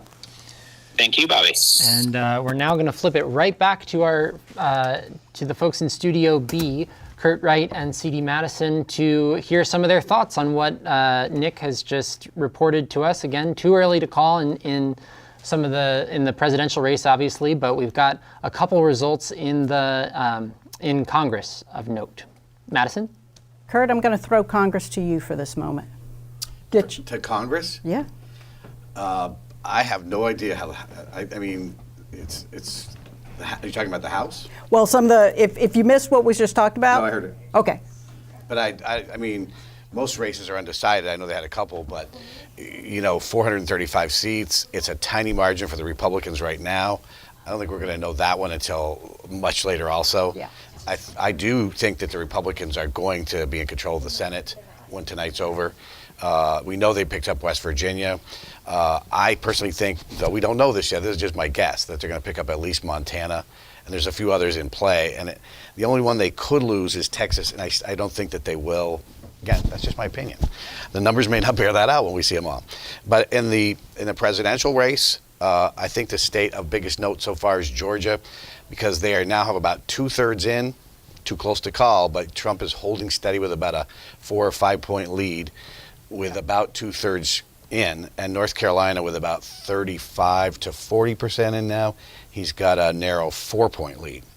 I think he needs both of those states because, again, there's that blue wall out there that if Kamala, how do you say it again? Kamala. If Kamala holds those 3 blue wall states, which is Pennsylvania, Wisconsin, Michigan, then I think he'd have to sweep everything else, and I'm not sure, that's, so those numbers are starting to come in. Wisconsin has just closed. Their polling has just closed down. So that's one of those states, and that's one we're going to be watching. But Georgia it's still too early, but Trump is holding steady with between a 4 and a 5 point lead with about 2/3 reporting.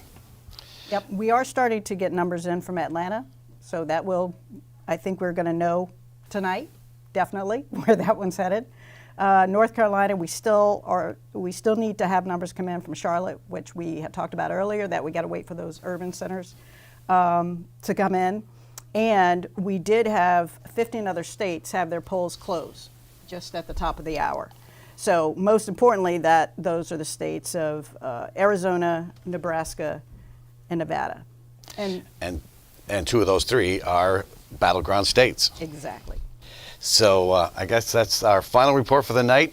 It's all up in the air here. As we said, the states that are expected to go to Trump so far have. The states that are expected to go to Harris so far have.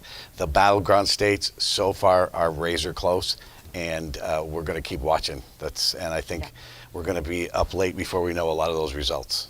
I think I'm going to recommend everybody get a good night's sleep. Good call. Good call. All right. All right, back to you guys in Studio A. Thank you, C.D. Madison and Kurt Wright, for both of your perspectives and analysis on the national race this evening. We really appreciate you being here and being part of this broadcast. We're hopping right back into the local results here. We've got a couple more, including this is not final here, but we've got one of those ballot questions in Williston. This is a bond, a $400,000 bond to make some improvements to the parking lot. And it's not looking good, Selena, for this. So this is interesting because this was on the ballot. A similar bond was on the ballot on town meeting day. And for a little bit more money, it failed in an environment when a lot of spending was failing on town meeting day, and no surprise there. But then in the general election, yet again, it looks like Williston is not looking favorably upon a relatively small $400,000 bond to make some improvements to their parking lot, which is kind of a surprise there. Yeah, it is surprising, especially because it seems like the town did some real work to scale down the cost of the project. They also sought and secured some state grant funding and some federal American Rescue Plan Act funding to really offset the costs. And yeah, folks just not ready for that new parking lot infrastructure in Williston. We did speak with the officials in Williston to hear a little bit about what could have been in Williston. Again, this is not final, but it's looking not very good for the Williston parking lot tonight.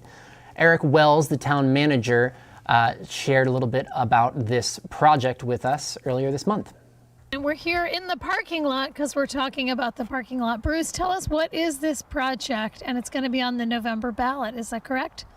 That's correct. The project is to expand the parking lot, but to make the improvements that need to be made to the drainage and even the lighting. If you look around, you can see there's not much lighting out here. We've got some real drainage issues.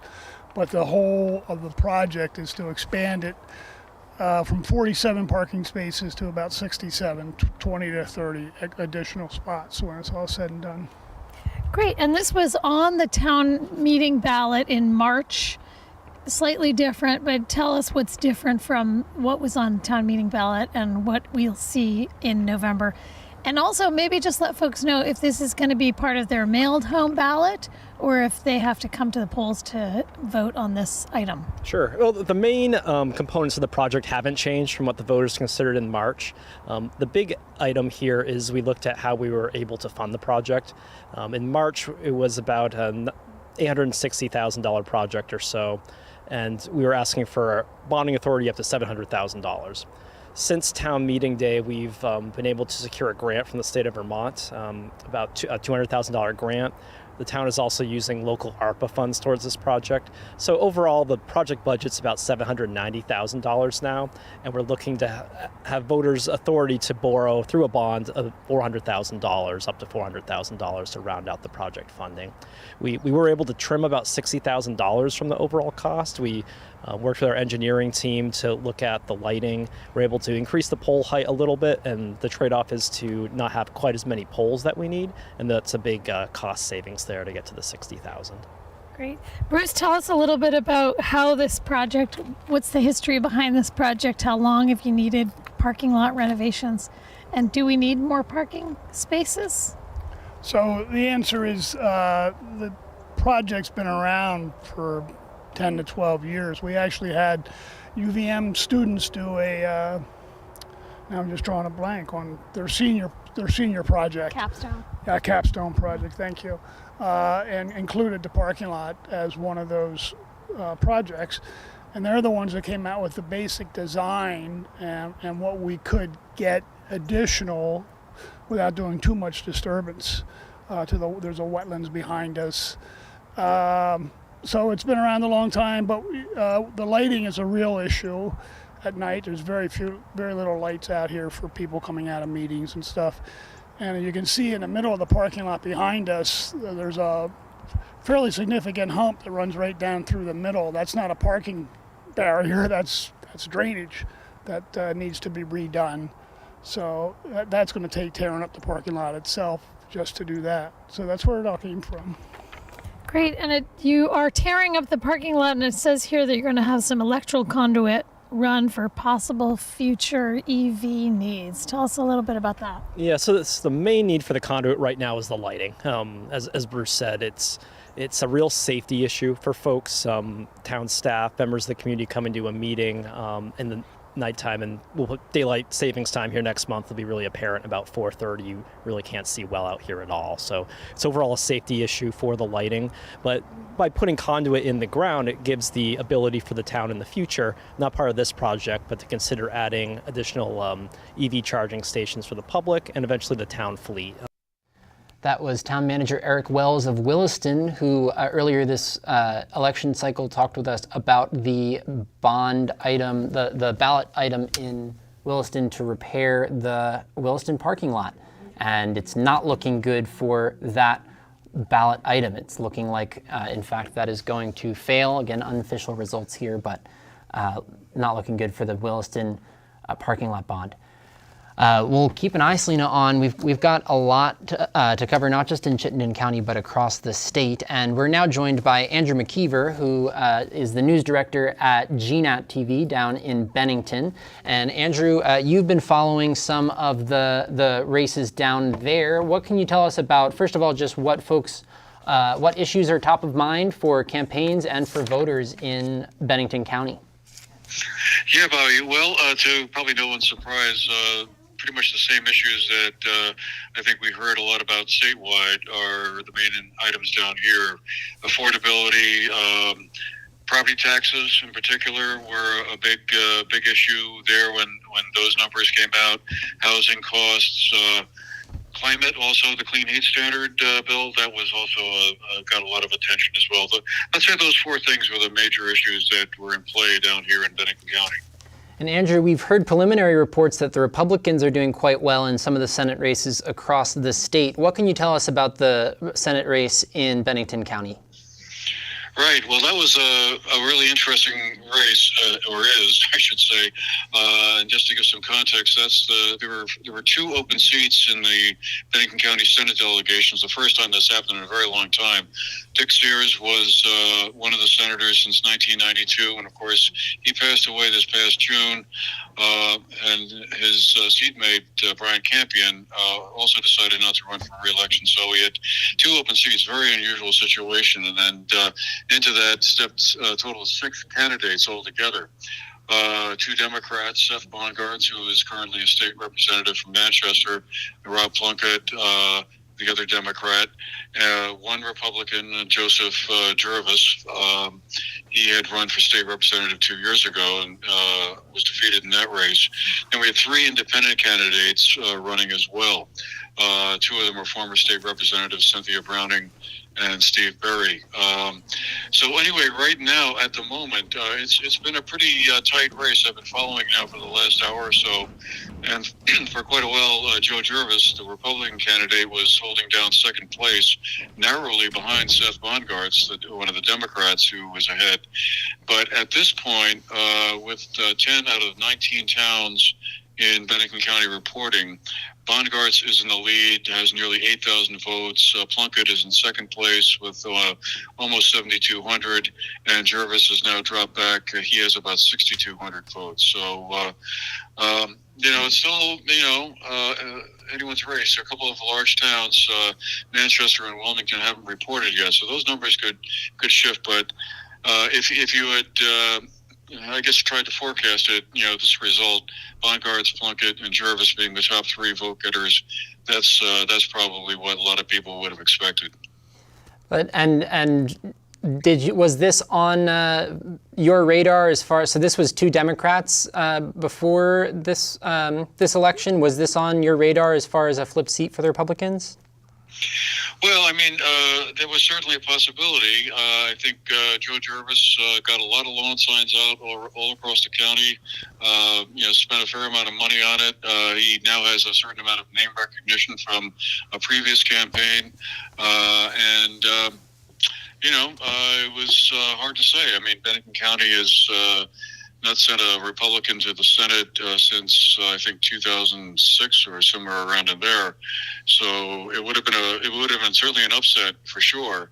But the way the numbers are trending at the moment, I would say that it's going to wind up being Bongartz and Plunkett. The town of Manchester, which is Bongartz's hometown, has not yet reported. So again, there's some potential for whatever, but I think at this point, it's 1,000 votes is going to be tough for Jervis to catch up on.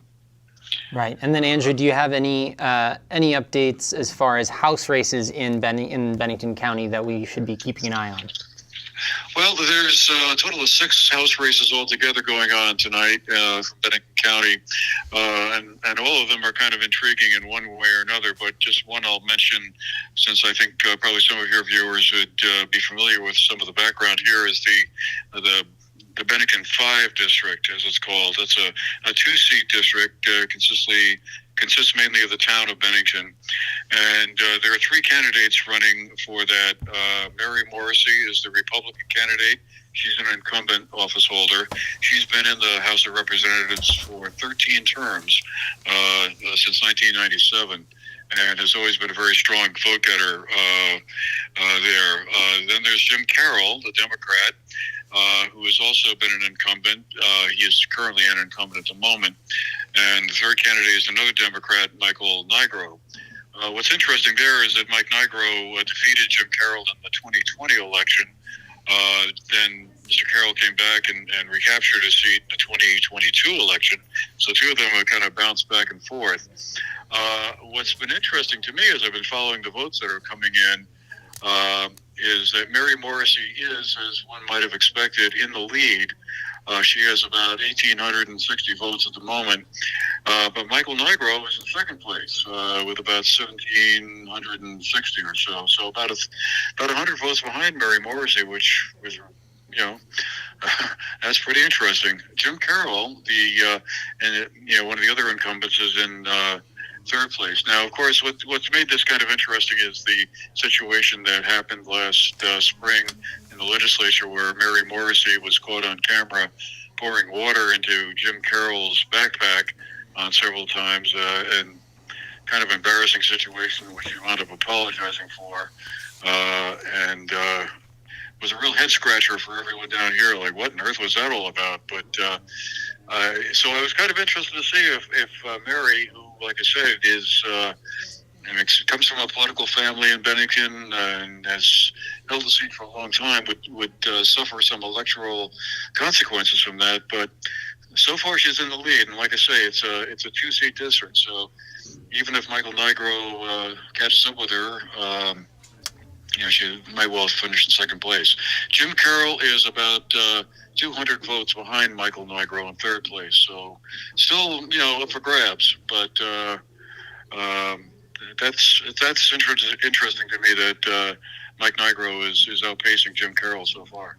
That is interesting, and also interesting to note that the so-called the scandal regarding Mary Morrissey pouring water into Jim Carroll's bag, which made national news in the last legislative session, has not impacted her as the lead vote getter in that district. That is really interesting. Andrew, thank you very much for reporting tonight, and we really appreciate your calling in and giving us an update from Bennington County. My pleasure. Thank you very much. Awesome. Thank you, Andrew. We will continue to keep an eye on the races throughout the state. Selena, I'm seeing you scrolling here.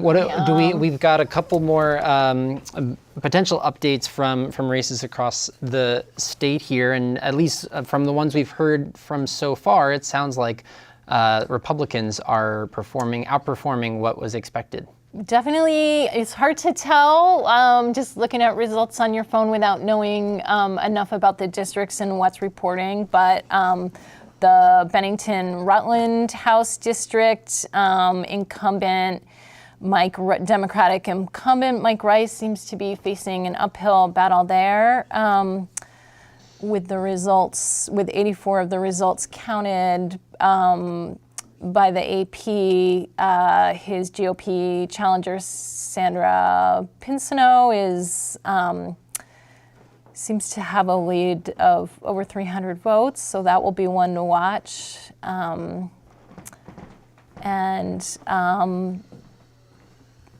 We also had that race up in the Northeast Kingdom we heard from Scott Beck, who's a candidate for State Senate in Caledonia County. We hope to hear from a reporter, Dana Gray, from the Caledonian Record to hear a little bit more on that race, Amanda Cochran versus Scott Beck, another seat that's in play tonight. And early reports are seeming to indicate that Scott Beck is performing quite well. We've also heard preliminary reports that Pat Brennan is performing quite well in the Chittenden Grand Isle Senate seat against Andy Julo. So all of that preliminary and unconfirmed, and we'll work on getting some of those confirmed for you. But it looks like potentially, we can't call anything for sure, but if Republicans come into this session with 11 or 12 senators, Selena, that certainly changes the math on the clean heat standard, housing legislation, and a number of other things that the Democratic leadership might be focused on.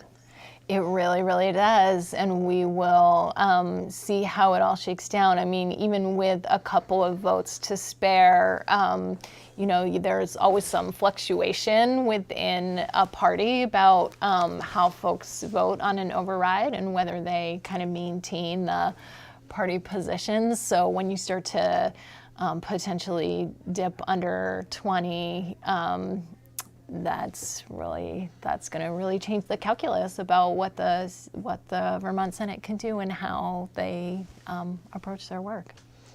Continue to keep an eye on that, the Vermont Senate races, both in Chittenden County and across the state. We also mentioned before Chittenden North is a nail-biter. We don't have any more updates on that yet.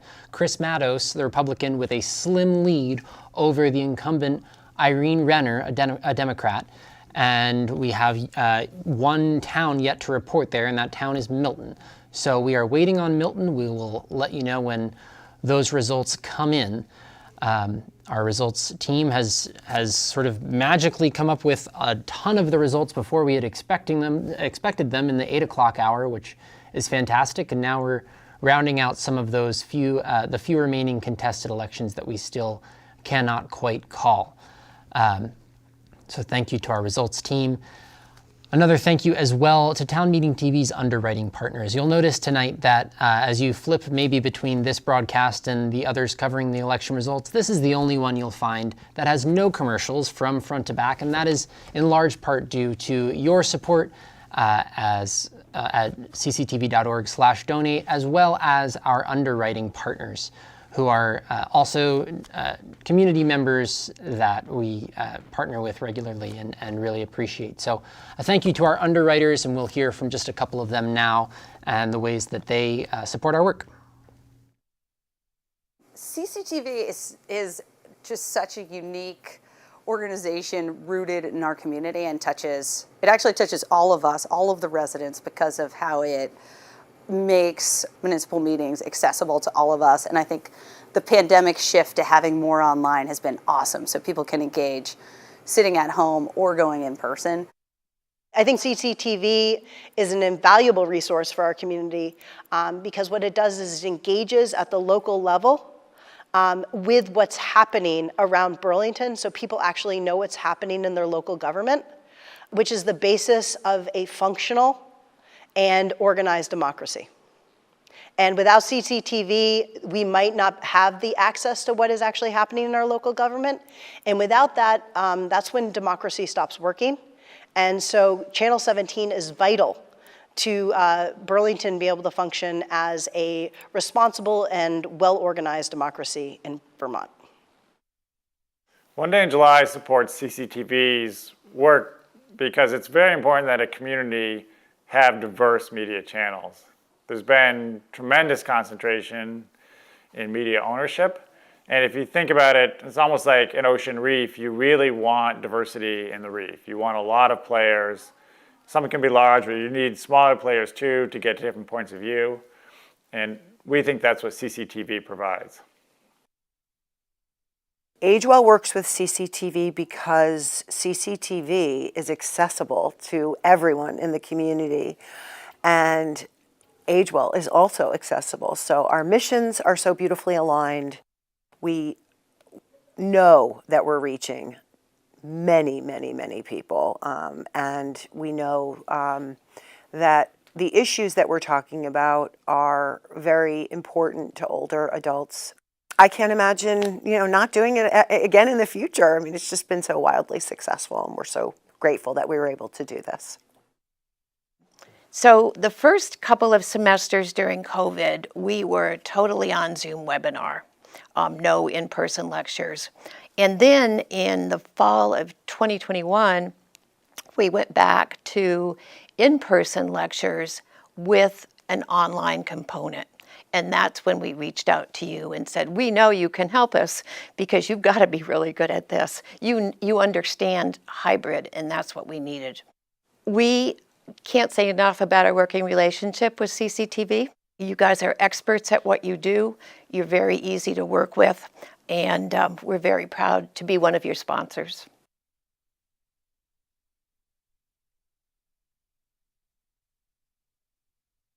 Another big thank you to our underwriting partners here at CCTV, Center for Media and Democracy, and Town Meeting TV.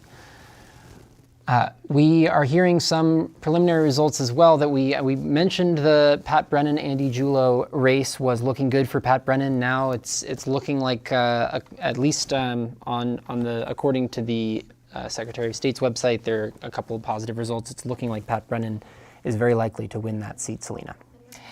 Yeah, and Pat Brennan has represented Colchester for a long time. Colchester makes up a big share of that district, as we discussed earlier. That was Senator Mazza's seat, so technically that is another loss for Democrats in the state Senate. Senator Mazza was, I would say a moderate Democrat who often aligned with Governor Scott. They had a very close working relationship, so. But Yeah, another loss, and we're hearing as well, though I haven't confirmed that by looking at results, but we're hearing there's a House seat loss in Grand Isle District as well for Representative Josie Levitt, another Democratic incumbent. So it is shaping up increasingly to be a good night for Republicans tonight.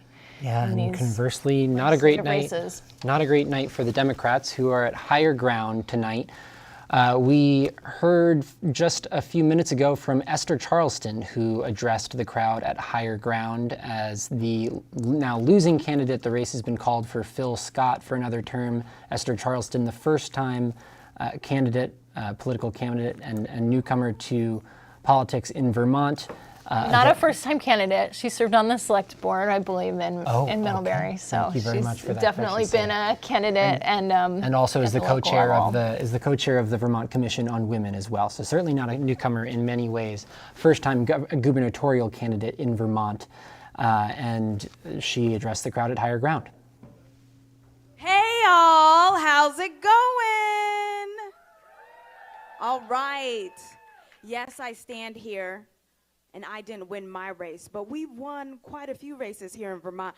First and foremost, Kamala Harris won Vermont. Come on, let's cheer for that. She absolutely did. And so just a few things. Of course, those who voted for me, thank you so much. The volunteers, the countless volunteers who have phone banked and really raised money on my behalf. I thank you, I see you. My staff, I thank you, I see you. I'm so grateful for you. Of course, thank you to my family, because they know they've had to go through this process with me, and that has been interesting. I am honored to stand here with my mother today. Round of applause. You know, I couldn't be here without her. And of course, my lovely husband, Jesse. Round of applause for him. The kiddos are up there. Round of applause for them. If you ever want to be grounded, have children. Let me tell you. I remember the night where my daughter said to me, Mom, I was tired. I had a long day. And she said, if you can run for governor, you can read me a book. Okay? And I said, you know what? You're right. Thank you for calling me out. But all jokes aside, it has been an honor to really travel Vermont and really see and hear the concerns of the people. And so I thank you all for that. I also want to congratulate Phil Scott on running and winning. Want to give him his props when they're due. And I also want to say that this has been a journey. It has been a journey of self-reflection, right? You got to know who you are if you're putting yourself out there. Know what you believe in, who you believe in, and what you believe in. And at the end of the day, I do believe in our great state, Vermont, and I do believe in democracy. I also believe in let's clap for that. We believe in democracy. Yes, we do. And I believe in doing what's hard. This race, come on, was a mountain in itself. And it's important that we still engage in our democracy, even though it's hard. And so I want to say thank you to the Vermonters who voted. Thank you for those who've seen me through the process. And just know this is only the beginning. Thank you.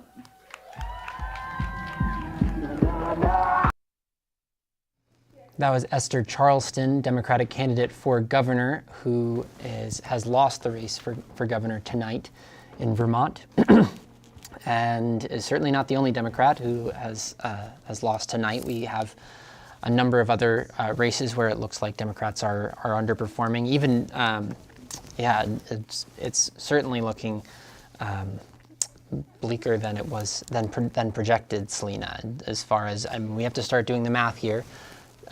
We've got the Republicans needed 4 seats, right, in order to not flip the Senate. It's still, Democrats will probably still have control of the Senate, but in order to just break through the veto-proof majority in the Senate, we've got Pat Brennan flipping a seat in Colchester Grand Isle. We've got Potentially Chris Mattos looking good in a race in Chittenden North. We are hearing good things about Scott Beck performing well up in Caledonia County. And I'm not sure if we have a fourth yet, but that's pretty darn close. Yeah, and I believe if we go back to our Senate numbers, they need 20 votes to sustain a veto. There were 22 votes between Democrats and progressives in the Senate. So if we, if we look at those 3 seats, I think all of which are a flip, right? We are potentially, as we'll wait to see how everything else shakes out with the rest of the night. But yeah, we're potentially seeing a big change there. Which is, and it's just so interesting to see with a Republican Party that does not have an event tonight formally, was not able to bring the governor and the lieutenant governor candidate together and with other candidates across the state to formally have an event hosted by the Vermont GOP. And yet, here they are performing quite well, despite there being some pretty big divides in that party. A lot of that has to do with the national race and whether Republicans in Vermont support Trump or don't. But pretty significant gains potentially for Republicans tonight. And what does that mean for what's coming up in January? We've got the clean heat standard, which is coming back to the legislature, right. And that'll be a really significant opportunity for Vermont to sort of set its course for its climate emissions reductions goals and plans, and that's going to be a very different conversation with a successful Republican Party tonight. Yes, it definitely is, and it'll be interesting to see. I think if there's, the governor has often sort of ruled by veto. Even we saw in this last biennium when it was clear that in a lot of cases those vetoes would be overridden. It didn't necessarily seem to change the calculus for the way the executive branch kind of worked with the legislature. It didn't lead to, at least from the outside, from my take, it didn't appear to lead to a more collaborative relationship. So will that be the expectation moving forward? We don't know. Looks like, Selena, we do have a call on that Chittenden North race, and it is blown open. The Republican Chris Mattos has defeated Irene Renner by a wide margin in Chittenden North, 56% of the vote there. That was a very close race 2 years ago. Irene Renner eked out a victory. That was one of the closest Senate races in the state 2 years ago, and now that is looking like a pretty heavily Republican Senate district now. Wow, it sure is. It sure is. Yeah, and you can see those Milton votes really did tip the scales as we expected in Mattos' direction. Yeah, by a pretty significant margin. So, you mentioned the veto being a big factor in state policy coming up this legislative session, and the governor tonight is potentially empowered to uphold his veto on a number of the important issues that the legislature will be facing. One of those big ones, of course, that we've heard at the top of most campaigns is education finance, and how we are going to bring those property tax increases down while maintaining our school system, a strong school system. We asked, at Town Meeting TV, we asked candidates from across Chittenden County running for the legislature whether they thought that public dollars should go to private schools, whether private schools should be eligible for public funding. And we will now hear from those candidates now their position on that issue. We're going to move now to the quick lightning round of questions. You get about 10 seconds to qualify your answer, so it's really a yes or no. So should private schools, and we're going to start with you on this one, should private schools be funded with public dollars? No, absolutely not. I think it undermines public education, and it's a violation of the social contract. Great, thank you. No. Okay, great. This should be a whole question, but if we could go back in time, I would say no. The horse is out of the gate, so I'm going to say public dollars, public rules. Barbara. Yes and no. Yes, there are times that private schools are a great addition, but not unless they are playing by the same rules. We're very much simpatico. Great, okay. Only if they clear the same bars for admission that public schools do. To the extent that already exists with a number of independent schools. Should private schools be funded with public dollars? Tanya? No. Martine? No. Generally, no. I differ. Our system, and here's the explanation, our system has a very small number of approved independent schools that supply gaps where there are no public schools. So yes, in those cases, yes. We'll start with you, Lori. Sure. My answer is no, but they are. And so we need to look at the program and we need to ensure if it continues that they follow public rules. Karen? Yes, I would also say no for that same reason that for some areas of the state, they rely on private schools. And so we need to address that in order to really fix the issue. Public dollars should go to public schools. Got it. I do not think so. I think public dollars in public schools, I'll make an exception for the 4 traditional academies, and I do think that our therapeutic academies are important for kids on IEPs and 504s, but to put it quickly, public dollars, public schools. What Brian said. Okay, great. No, I believe that any school that accepts public funding should not be allowed to pick and choose what Vermont kids can attend their institution, and schools should not be able to discriminate teachings and get I said that backwards, you know what I mean. Schools should not be teaching discrimination if they receive public dollars. I have a fundamental problem with that. Thank you. And you? Just no. No. Larry? No. No? In certain cases. Okay, yes or no? It's not a yes or no answer. No. No? No. No. Wonderful. I do not think so, but I do want to, or is it okay to? That would be a no. Okay. No, I will put a caveat in there that we can return to a system that has long served Vermont and keep the academies in place. I would also state that schools that are serving students with an IEP, I think belong in the mix as well. I would say yes, simply because I work with youth who school districts pay private schools to help them, so I wouldn't want them to lose access to that. Makes sense. No. Okay, and Kaloi? No. Okay. Generally speaking, no. No. No. Carol? No, but we need to find a solution for our independent schools. There are Yes. 4 historic independent schools. Okay.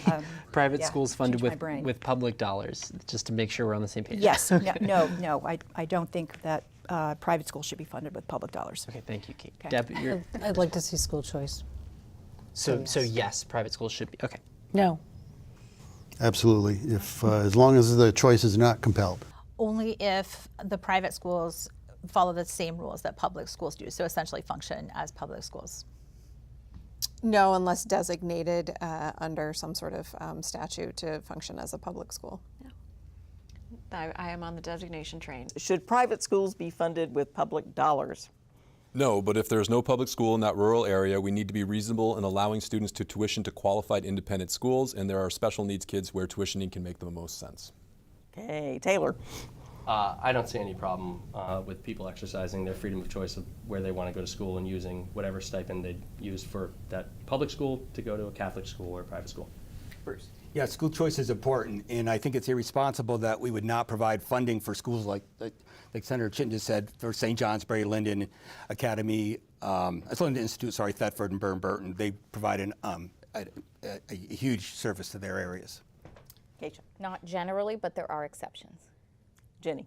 Yes, similar to what both Senator Chittenden and Senator Hinsdale have said, as long as they're needed in that area and they meet state standards.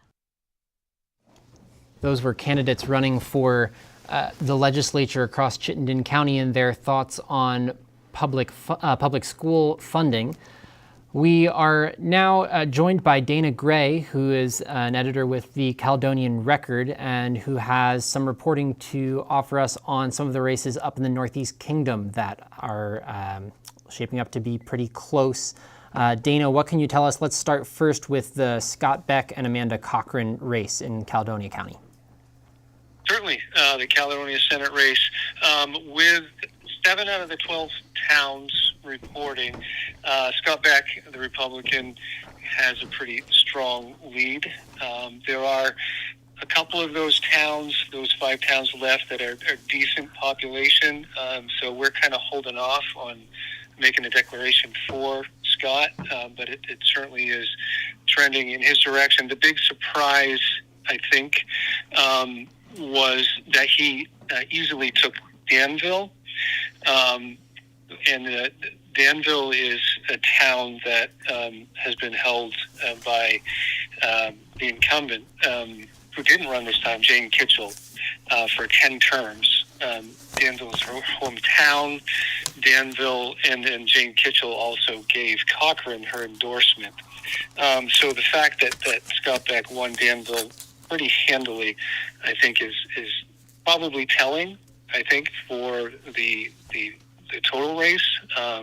But that was kind of a surprise, I think, and that one came early. So, yeah, like I said, so right now, we're looking at 4,569 votes for Scott Beck and 3,255 votes for Amanda Cochran.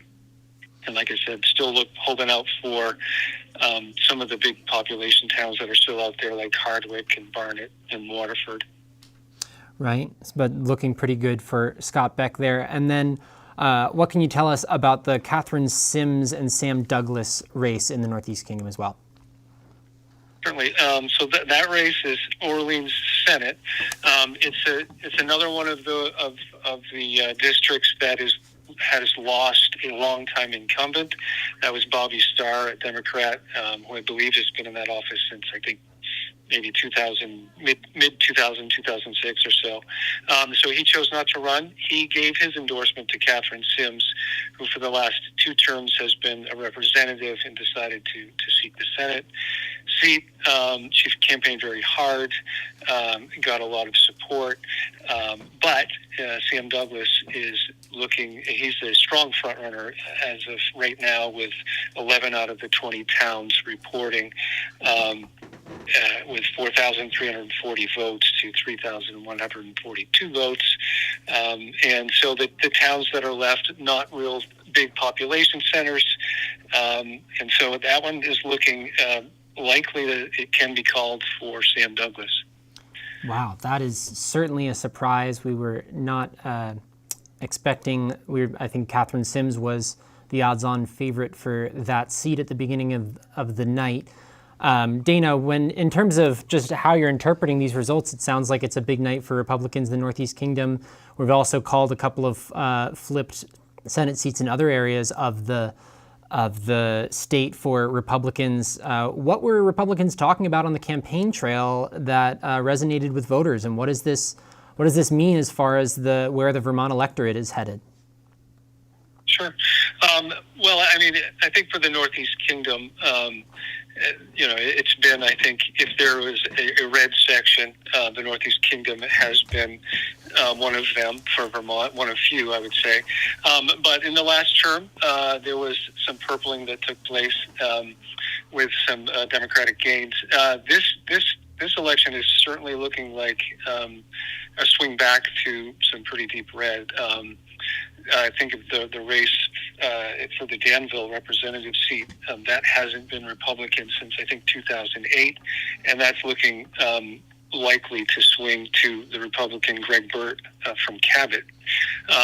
So affordability is the big buzzword, I think, in just about any conversation having to do with the election this year. And I think all of the candidates have recognized that and have been talking about that. I just think that perhaps people are recognizing that the affordability issue is happening when the Democratic supermajority has been in power, and perhaps that is what some of the voters are deciding to act on. I say that with one of the candidates in St. Johnsbury who actually switched from Republican to Democratic ahead of this election, and he ended up losing that seat two out of the three, and he was the third who didn't get the votes. He himself has said that there's a sentiment that people are perhaps trying to move away from the supermajority in the State House. Dana Gray with the Caledonian Record, thank you so much for your reporting this election cycle and for supporting our coverage tonight. Appreciate it. You're welcome. Have a good night. Great. So that's another potentially two flips, for the Republicans in the Senate. Are we looking at? I mean, is there a chance, Selena, here that the Republicans could actually? They couldn't actually flip the Senate, right? I mean, we're looking at a couple other races. It's looking like the 20 seats is out of the question for Democrats, but are we looking safe with 15 seats for the Democrats? Well, that is a good question, and we've been largely focused on Chittenden County results, except for a few races that we really had on our radar as hanging in the balance. So it's a little hard to know without going deeper. Just scrolling through and looking at results, it looks like with just a little more than half of folks reporting, there's actually a Republican in the lead in Addison's Senate race, but I have no idea what towns that includes or doesn't include and how that might shift throughout the night, but was a bit surprised to see that. So we will keep an eye on it. I think the likely scenario is that Democrats retain majorities in the House and the Senate, but have to work differently around the dynamics of a veto. Yeah, as we mentioned, climate policy, housing policy, education funding, property taxes for sure, and gun control legislation, which we've heard from Senator Phil Baruth was on the top of his list. That was something that he wanted to bring to the top of his agenda in this coming legislative session with potentially 11 or 12 Republicans in the Senate. Might be harder to get that assault weapons ban, or we've heard from Burlington leaders advocating for a ban at least on guns in bars and places that sell alcohol. And I think with the political climate the way it was last session, that could have that was certainly, I think, more in play than it might be in 2025. Yeah, that will be interesting to see if any collaboration or compromise can be reached with the governor on key next steps in gun violence prevention work. The governor hasn't been unilaterally opposed to that work. In fact, in one of his in his first term, I believe, supported a pretty broad comprehensive package of gun violence prevention worked collaboratively with the legislature to pass that, but has been more likely to veto some of those bills in subsequent years. So there is a lot. I mean, when we think about, certainly we know that we call it now affordable heat, I think, but some policies around reducing some strategies to reduce our reliance on fossil fuels in the heating sector.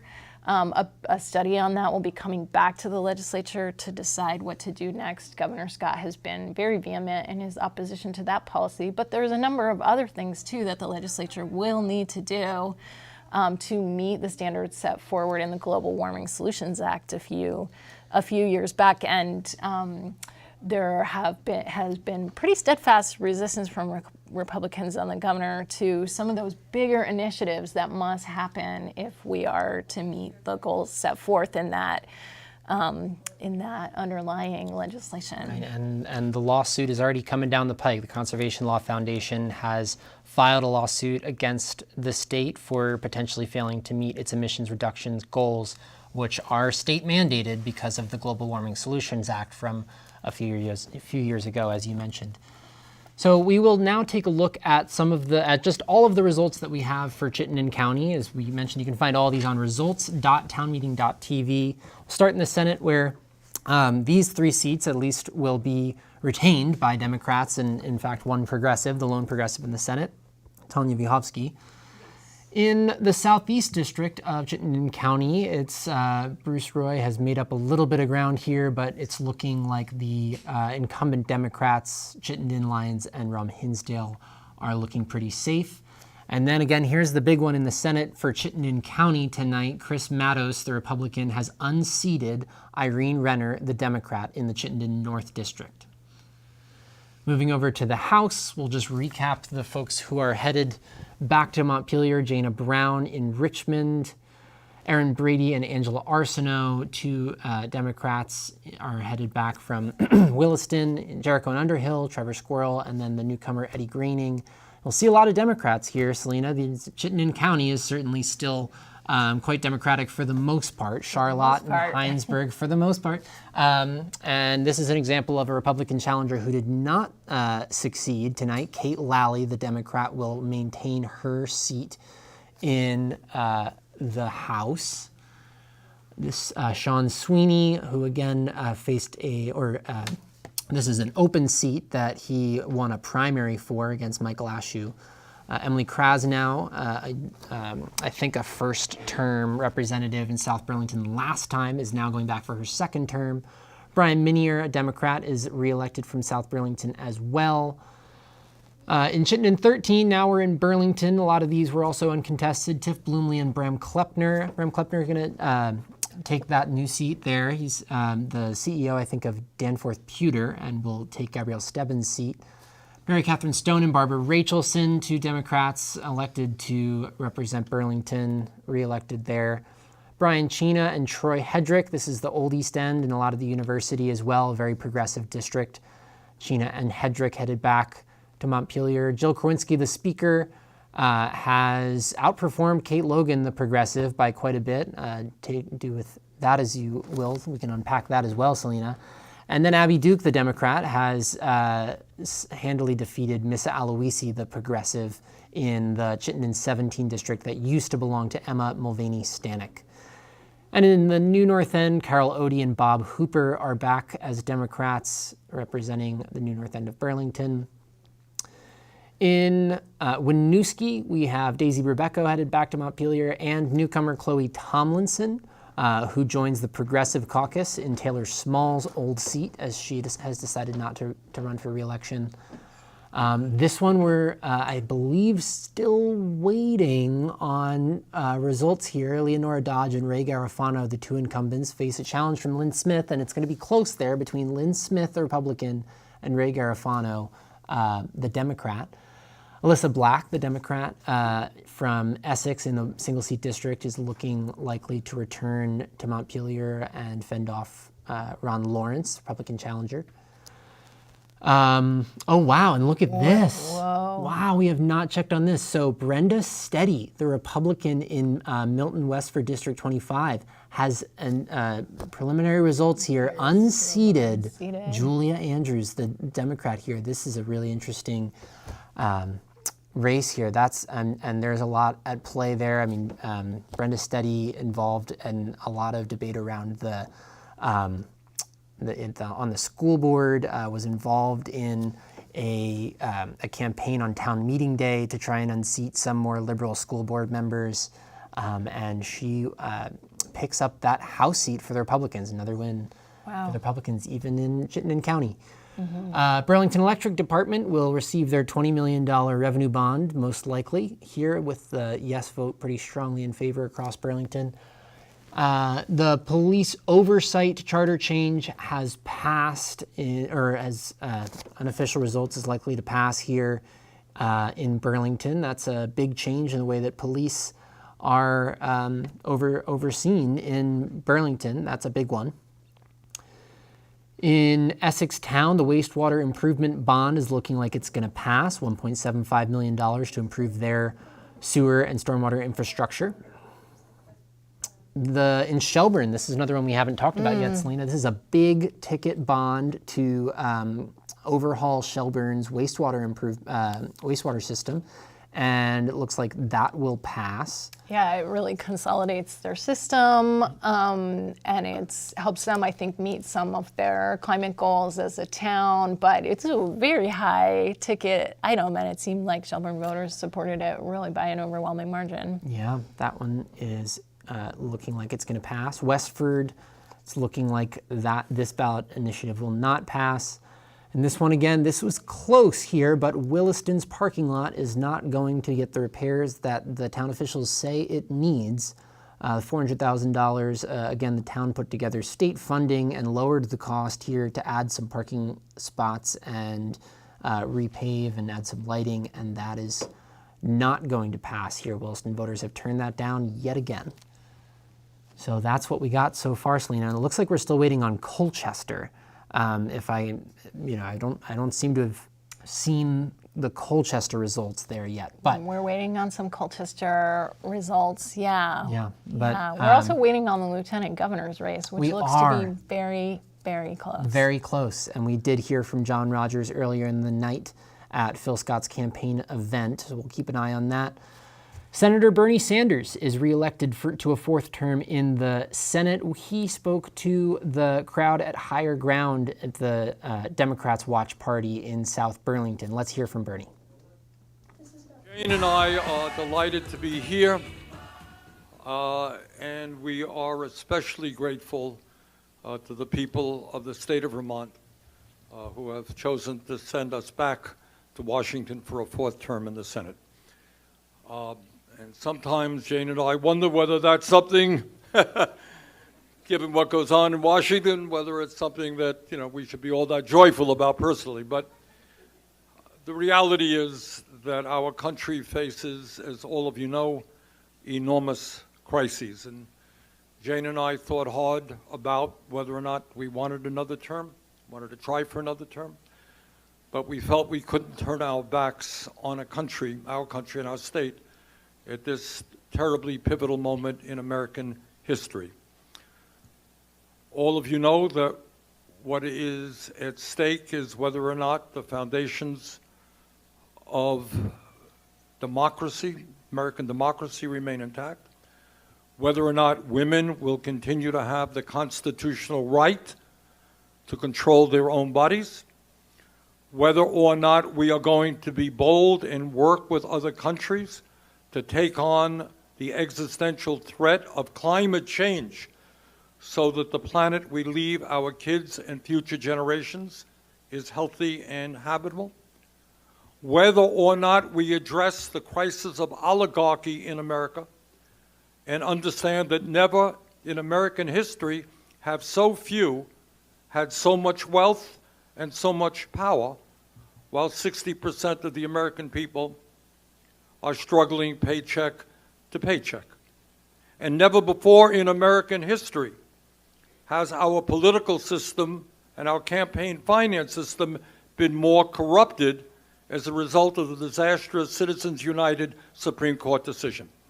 And I hope that everybody knows, whether they're Republicans, Independents, or Democrats, that you're not living in a true democracy when billionaires are able to put hundreds and hundreds and hundreds of millions of dollars into presidential and state elections to elect the candidates of their choice. That's not democracy, that is oligarchy.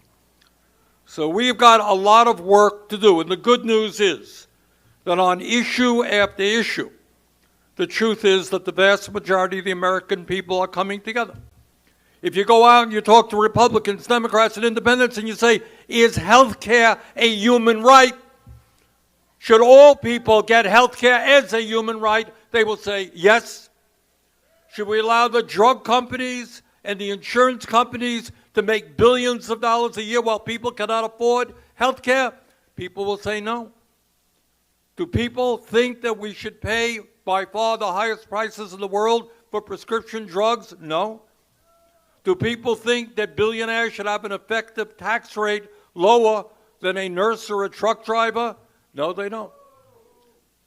Do people think we should expand Medicare to cover dental, hearing, and vision and home health care? Damn right they do. So the truth is that on a whole broad range of economic issues, the American people understand that we have got to have an economy and a government that work for all, not just Elon Musk and his billionaire friends. So that's what our struggle is about. And let us hope that Kamala wins tonight. I've been proud to go to about 7 or 8 states doing my best to see that she wins. But whether she wins or not, our job is to bring people together around an agenda that works for all and not just the few.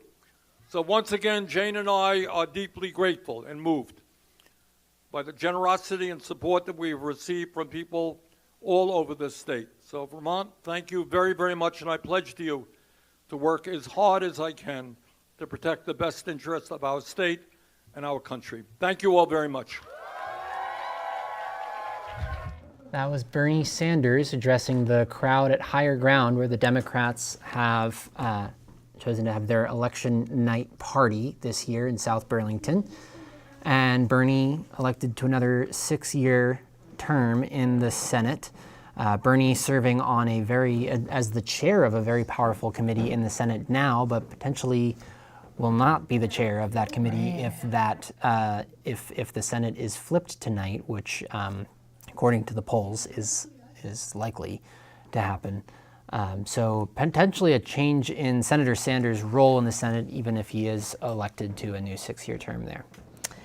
Yeah, I think we'll continue to see Senator Sanders play kind of an inside-outside role in the Senate. He's someone who, has done, although he campaigns and runs as an independent, he caucuses with Democrats, and he's really helped to promote the message of Democrats across the country, building on the popularity that he achieved in his presidential runs, and can be, voice from the Democratic Party to the progressive wing of the Democratic Party. So it'll be interesting to see how or if that role continues, depending on the national landscape. Depending on the national landscape, exactly. And as we let the national scene play out, we'll continue to update you on the statewide races that are shaping the coming legislative session. And as we mentioned a couple times now, the Republicans have flipped at least 3, maybe 4 seats across the state in the Senate. And that is very likely to end the veto-proof supermajority in the Senate. And we did hear from Senator Phil Baruth, who is the president pro tem of the Vermont Senate and the leader of that caucus. Let's hear what Phil Baruth has to say about the election results so far tonight. I wish that it was a different night. I wish that this room was full. I wish that the energy was high. But I'm not going to lie to you. This is a tough night. So in politics, we have amazing nights. I'm still hopeful that this will, on the national level, turn out to be an amazing night. But here in the state of Vermont, even though we called it for Kamala Harris 3 minutes after 7, it's a tough night. And so when that happens, the first thing that you want to do, in my opinion, is thank the people, the Democrats, who will not come through this election. They were there for you. They voted for you. They worked their hearts out for you. They will need support because it's a tough thing to lose an election. So if you are in a town where a Democrat has lost that you respect, reach out to them. If you are in a county where a senator that you have worked with loses tonight, reach out to them and thank them for the work that they did. That's number one. Those people, whether they're House or Senate, are all dear friends of mine, and in some cases, it will be like losing a part of me to have them go. But I'm not going to lie to you, we already know we've lost seats in the Senate. We already know we've lost seats in the House. So with that said, the second thing that I think needs to be done is all of us in this room, because you are the activists, you are the people that will rebuild with us to a full majority. We're going to have majorities in the House and the Senate, but they're going to be thinner than they were. So we will need to redouble our efforts from here. So I'm going to be the first one to ask you to do that, starting tomorrow. Then the last thing that I want to say is that I will never quit. The state Senate will never quit when it comes to the things that we have been working on. So just to remind you, the Republican Party in the state of Vermont has no plan whatsoever for climate change. Their plan is to say no to any Democratic plan. So we will continue to do what we have done, which is to fight with them dragging us backward at every step. We will continue to fight for childcare. We will continue to fight for a clean environment, a clean lake, clean air, clean water, all of that. The last thing that I want to say is that it's so much easier to have a winning night. A losing night is hard on everybody, but it cleanses you in a certain way. It makes your road ahead very clear.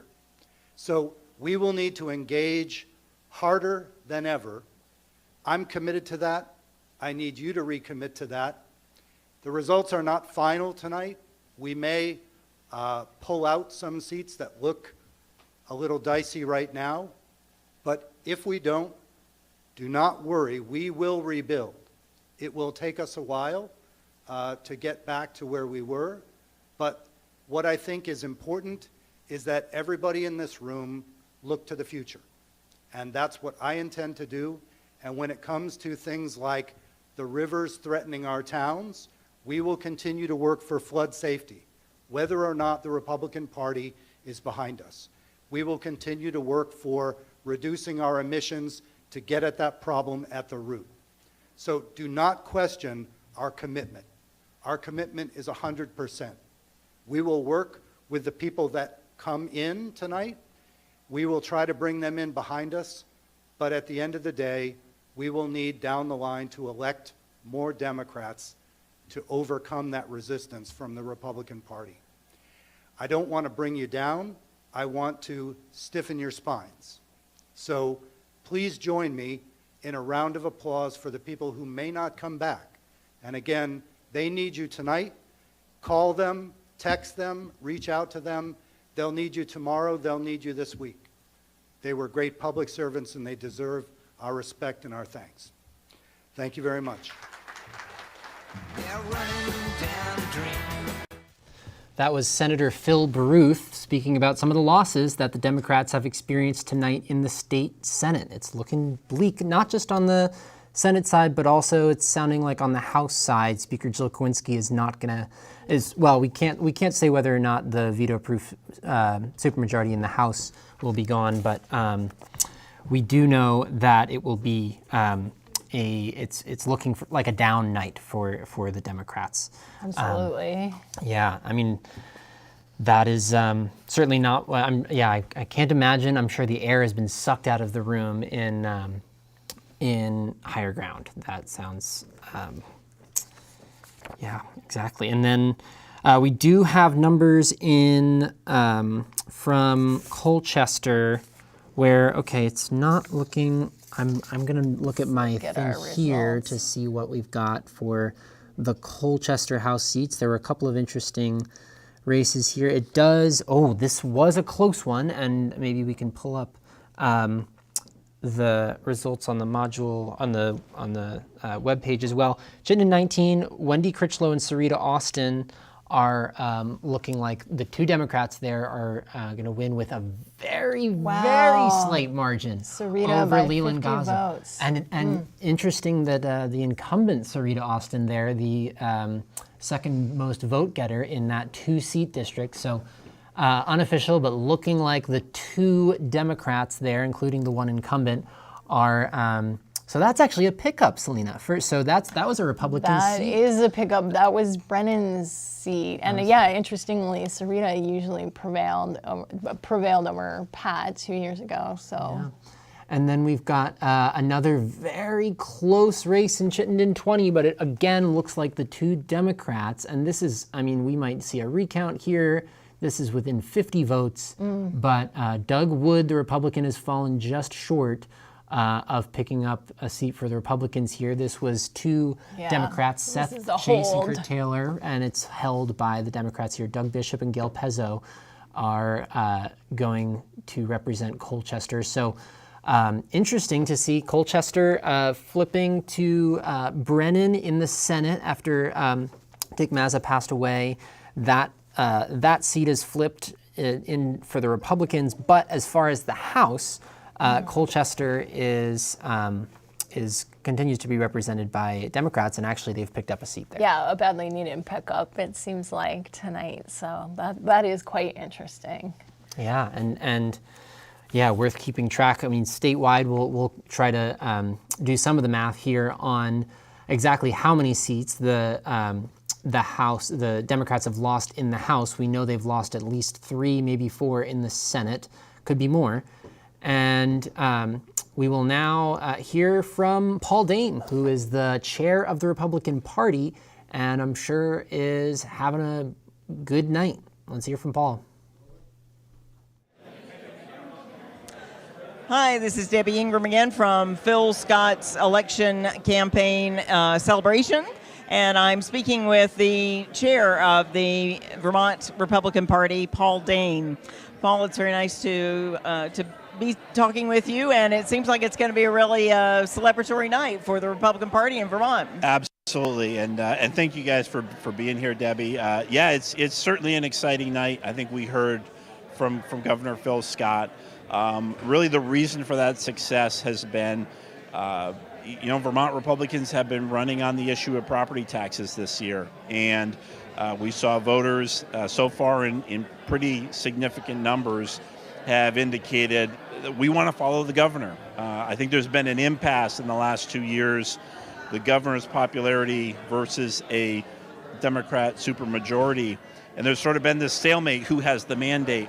And I think tonight voters informed everyone that it's the governor who has the mandate, and that's the direction we want to go moving forward in the next legislative session.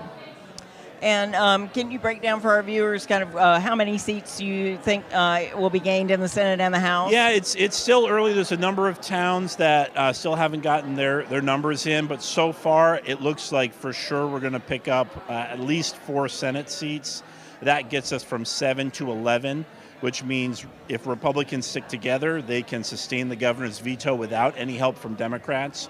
So even if you go back 3 and 4 years ago, when Republicans were close, we always had to bring some Democrats in to get those veto-sustaining votes. That won't be the case this year. It's going to be the highest number of Republicans we've had in the Senate in quite a long time. And in the House, it looks like we're poised to pick up at least 9 or 10 seats. Again, a lot of races still undecided.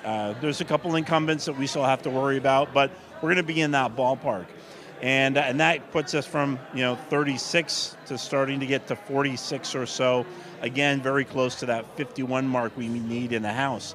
So it's quite possible that by tomorrow morning we could find out that the governor is going to be able to sustain his veto both in the Senate and in the House. And that will send a very clear message to Democrats who will still be in leadership. They'll still have a majority in the House and the Senate, but that they need to listen to what Governor Phil Scott has been saying and be more cooperative and less combative.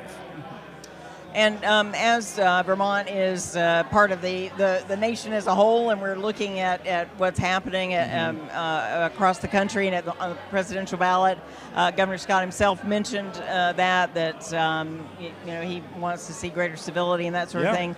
How do you think Vermont will play into national politics? I think that we have the opportunity to demonstrate everything that Governor Scott has said, and the way that we get out of this hyper-partisan approach is is to have that sort of small town connection that I think Vermont is familiar with, and make those connections one by one. I think Governor Scott has endorsed people that ran as independents and Democrats as well, and so I think that will be an important part moving forward.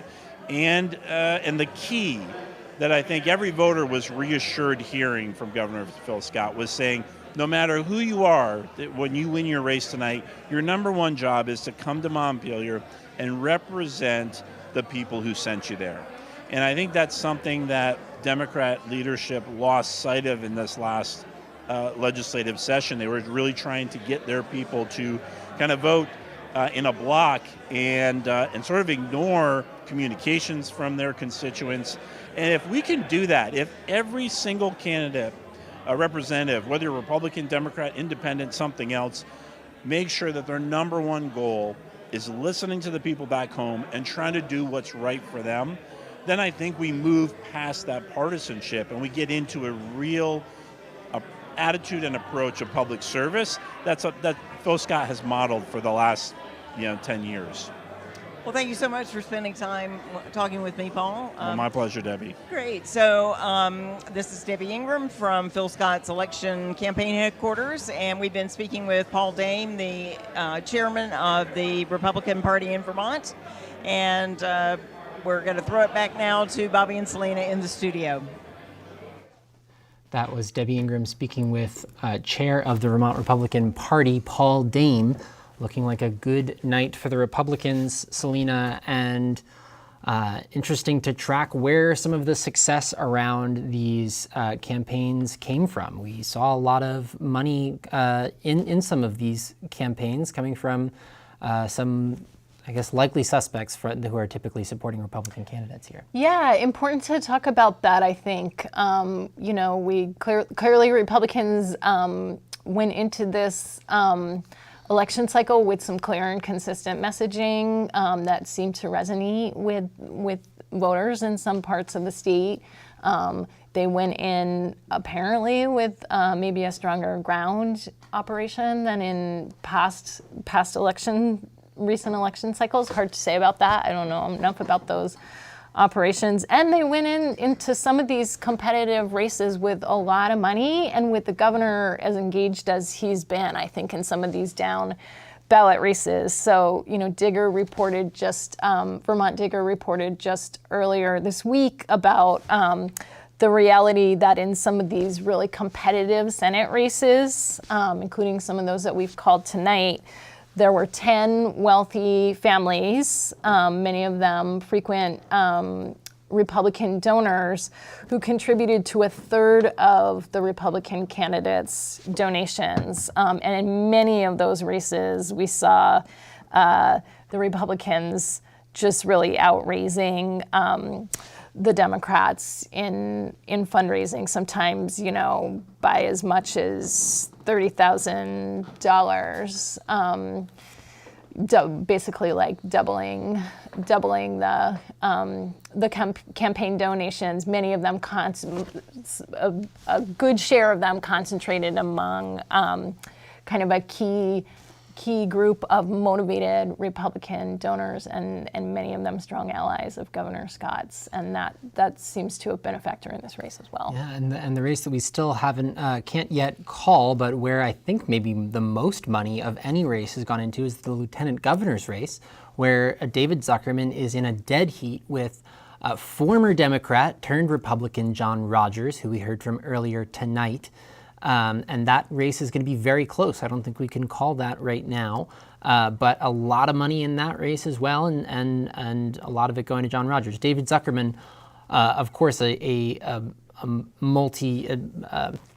candidate for statewide office for multiple election cycles before this one, has a strong fundraising apparatus set up and did raise a lot of money, but John Rogers certainly raised quite a bit as well as a challenger, and is putting up a serious fight here against David Zuckerman. Yeah, and from many of those same donors that we just referenced. So they were an organized donor block behind some of these Republican candidates as well. We'll now turn to Sophia Balanik, who is the editor-in-chief of the Cynic at the University of Vermont, the student-led newspaper. And Sophia and the staff at the Cynic have been reporting on the feeling on campus and how folks are reacting to the election results tonight. Sophia, thanks for being with us. Yeah, thanks for having me. Awesome. So, Sophia, what can you tell us about how the campus is feeling at the University of Vermont tonight? I think there's definitely a lot of nervousness, a lot of anxiousness. Though earlier in the day, it seemed awfully calm. And then now, since the watch parties have started around 6, 7 p.m., the energy is definitely picking up, and kind of some tensions are high. I think a lot of people are kind of coping with humor. We've gotten a lot of humorous quotes from some of these watch parties. One of them is just in our student center, and it's sort of like where there's a couple food stations, so people are like eating dinner and then they're watching the results. And then there are we're covering one in a dorm, and then we're covering one from the YDSA group, and those are a little bit more talkative. There's kind of a lot of comments being thrown out there, so I think it's starting to get more serious now as we go into the night. Is it okay if I ask a question? I'm curious just about the dynamic among student voters, especially as it relates to the war and in Gaza and how that factored into student votes. There's been a lot of discussion about, we know UVM has a very active group of student activists working on that issue. We've seen a lot of questions kind of at the national level about whether folks who were really engaged activists would vote for the Democratic nominee, knowing that the Democrats have also been strong supporters of aid to Israel in the war. Yeah, I've definitely heard some conversations about that going on. I do think at UVM, ultimately, a lot of people are voting for Harris. I think even given that, but I mean, today we haven't explicitly talked to anyone about that, but that's sort of my feeling from just general conversations on campus. I think here at UVM, it is still pretty strongly towards the Democratic candidate. Yeah, that's interesting. Especially, I mean, we did also have, I think, 3 different socialist candidates on the ballot in Vermont this year, which is probably more than, I'd say, probably any other state in the country. I don't know, we should take a look at California. They've always got a... That's a good point. That's a good point. Yeah. But Sophia, as far as what reporting the Cynic has done on student perspectives on this race, anything else to share, and what folks are feeling right now? I think the main themes that people have been saying to us that they're voting based on is climate concerns, women's rights, and education. That's most of what people were saying. But yeah, a lot of people do feel kind of disconnected with both sides. But there's been a lot of encouragement to vote anyway, and making sure people are getting out there and voting, especially given that most students here at UVM did not vote in 2020 because they weren't old enough. So this is their first presidential election. And then there also are a lot of conversations about, where your vote does and does not matter as much with the Electoral College. Like, there's definitely a lot of conversations about that in New England. But it's also really important because so many students are from out of state that people are sending in their absentee ballots. And I've definitely been hearing that people are doing that. Sophia Balanik, the editor-in-chief for The Cynic. Do you have anything else to add, Selena? No, thanks so much. It's great to hear from you. Yeah, thanks so much, Sophia. Thank you, guys. Appreciate it. We will now turn back to the statewide outlook here, as we also heard from Speaker of the House Jill Kowinski, the leader of the Democrats on the House side, who addressed the crowd at Higher Ground just a few minutes ago.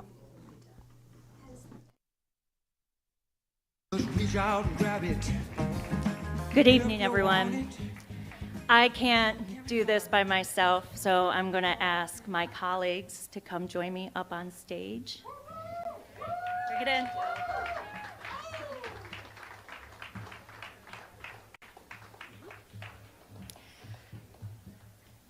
So I'm like all of you, our stomachs are in knots tonight about what's happening with the national election and elections here at home. And while we are still waiting to get final results from across the state, we've picked up some seats, we've lost some seats. It's difficult, but what I want Vermonters to know is that we still have your back. And as I look around the room tonight, like, we can't do this alone. Win or loss, there are people in this room who have worked their tails off. Volunteers, town and county committee members. I know I saw Chittenden County Democratic Chair Joanna Grossman here. You all did tremendous work. Andy Voda from Burlington. Thank you so much. Volunteers, for all your hard work.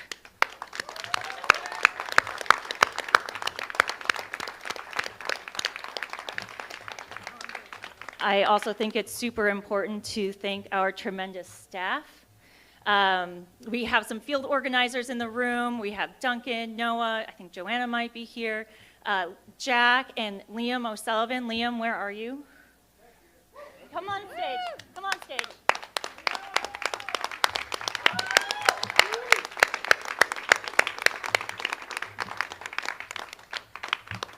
Win or lose, we all worked really hard together, and that's what counts. And so we are going to take that collective energy from the stage tonight. We're going to learn from the lessons on the campaign trail, and we're going to come together and figure out what our next steps are to make sure that we continue to make Vermont a great place. As I knocked on doors across the state, we heard about how the investments in childcare were making a difference in people's lives. As we knocked on doors, we heard about our work on reproductive rights and how people were so proud that we were a shining star across the country. People were talking about their concerns about the flooding in Vermont and what are we going to do when it comes to climate change in Vermont, because there's too much at stake and we will lose more if we don't do anything. We heard from Vermonters, and look, we know that the cost of public education in this state has been hard for Vermonters. We hear that, but we are the party that values public education, and so we're going to continue to ensure that our kids have the best education at a price that they can afford, and we will work on that together.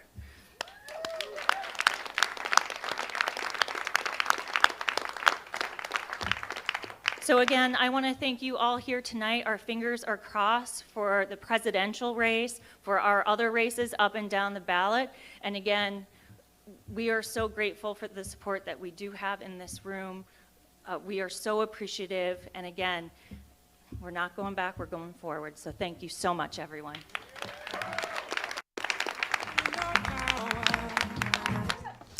That was Jill Krowinski, the Speaker of the House, speaking on some of the losses that the Democrats have experienced tonight in the state legislature. It's a tough night for the Democrats. It is a tough night for the Democrats, and we heard, House and Senate leadership acknowledge that in their speeches tonight, and also talk about the ways that they're going to continue to look forward in their work. We also heard Republican Party member Paul Dames say that this sort of means that in some ways there's a mandate behind the governor's agenda. I don't know if I would go that far. We'll see. We'll see what the state legislature, what the balance looks like there. But certainly, in terms of the ability to override vetoes is I think that's gone in the Senate and perhaps in question in the House as well. It will be interesting to see, given that reality, what do Republicans bring forward with this new advantage that they have? The governor has put forward some really clear policy solutions that he'd like to see on where he differs from Democrats on some issues, such as paid family leave, where he's got a voluntary program model that he's moved forward with. But in some of these other things like climate policy and education finance, it's a little less clear what the proactive plan that Republicans have on these issues is. It's clear that they have opposed, sometimes vigorously, the approaches of Democrats, but if that's going to be the case, I'm very curious to see, like, is the power going to continue to be in kind of a purely, maybe not purely, but an oppositional mode, or will we start to see from the executive branch and maybe some of these Republicans who have picked up seats more of a clear policy approach on the table, that they're ready and interested in sort of like working with Democrats who still will hold majority votes, most likely in the legislature. So very interesting to see how this all plays out. Interesting to see. Indeed, we did hear from Phil Scott at his campaign event in Montpelier just a few minutes ago, and we'll hear his remarks now.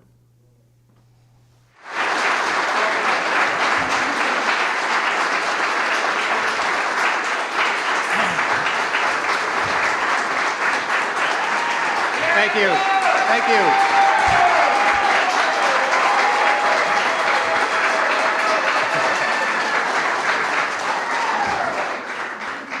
Thank you all so much, and thanks for being here tonight. I first want to thank my family, my wife Diana, my mom who came up from Florida, my daughters Erica, Rachel, son-in-law Joe, and of course my grandson Teddy, who you might have seen around there. There's Teddy right over there. Teddy.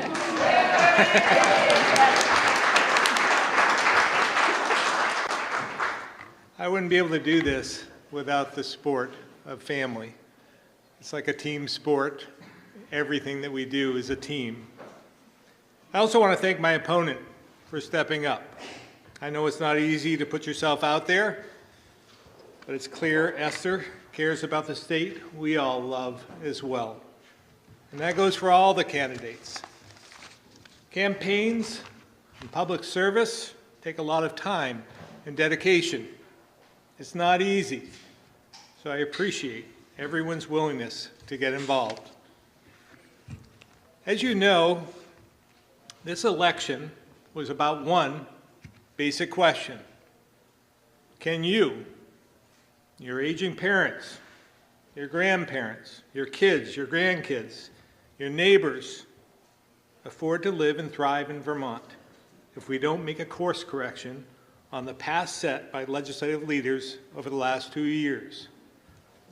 It appears, based on some of the results we're seeing, is no, because Vermonters voted and sent a clear message. They voted for balance, and they voted for moderation. They told us they can't afford the direction we've been going, and they want lawmakers to set clear priorities, focus on the needs of all working families, small business owners, and communities, large and small. I'm sure it comes as no surprise to all of you that making Vermont more affordable will be our top priority.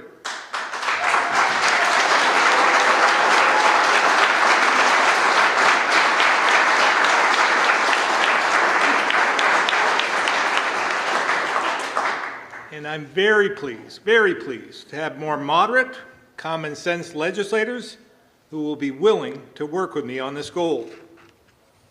Over the last 2 years, I've heard from many, many Vermonters from all walks of life and all political parties who no longer feel they can afford to live here. They're struggling to get by, and they're worried about their future. So to each and every one of you, I want you to know I hear you, and I hope legislative leaders hear you too. Just as I have for the last 8 years, I will use every tool I have to make sure the message Vermonters sent tonight is brought into the State House next year. Because we cannot continue to spend more than Vermonters can afford. To all of the candidates across the state who were successful tonight, congratulations, some of them here in this room.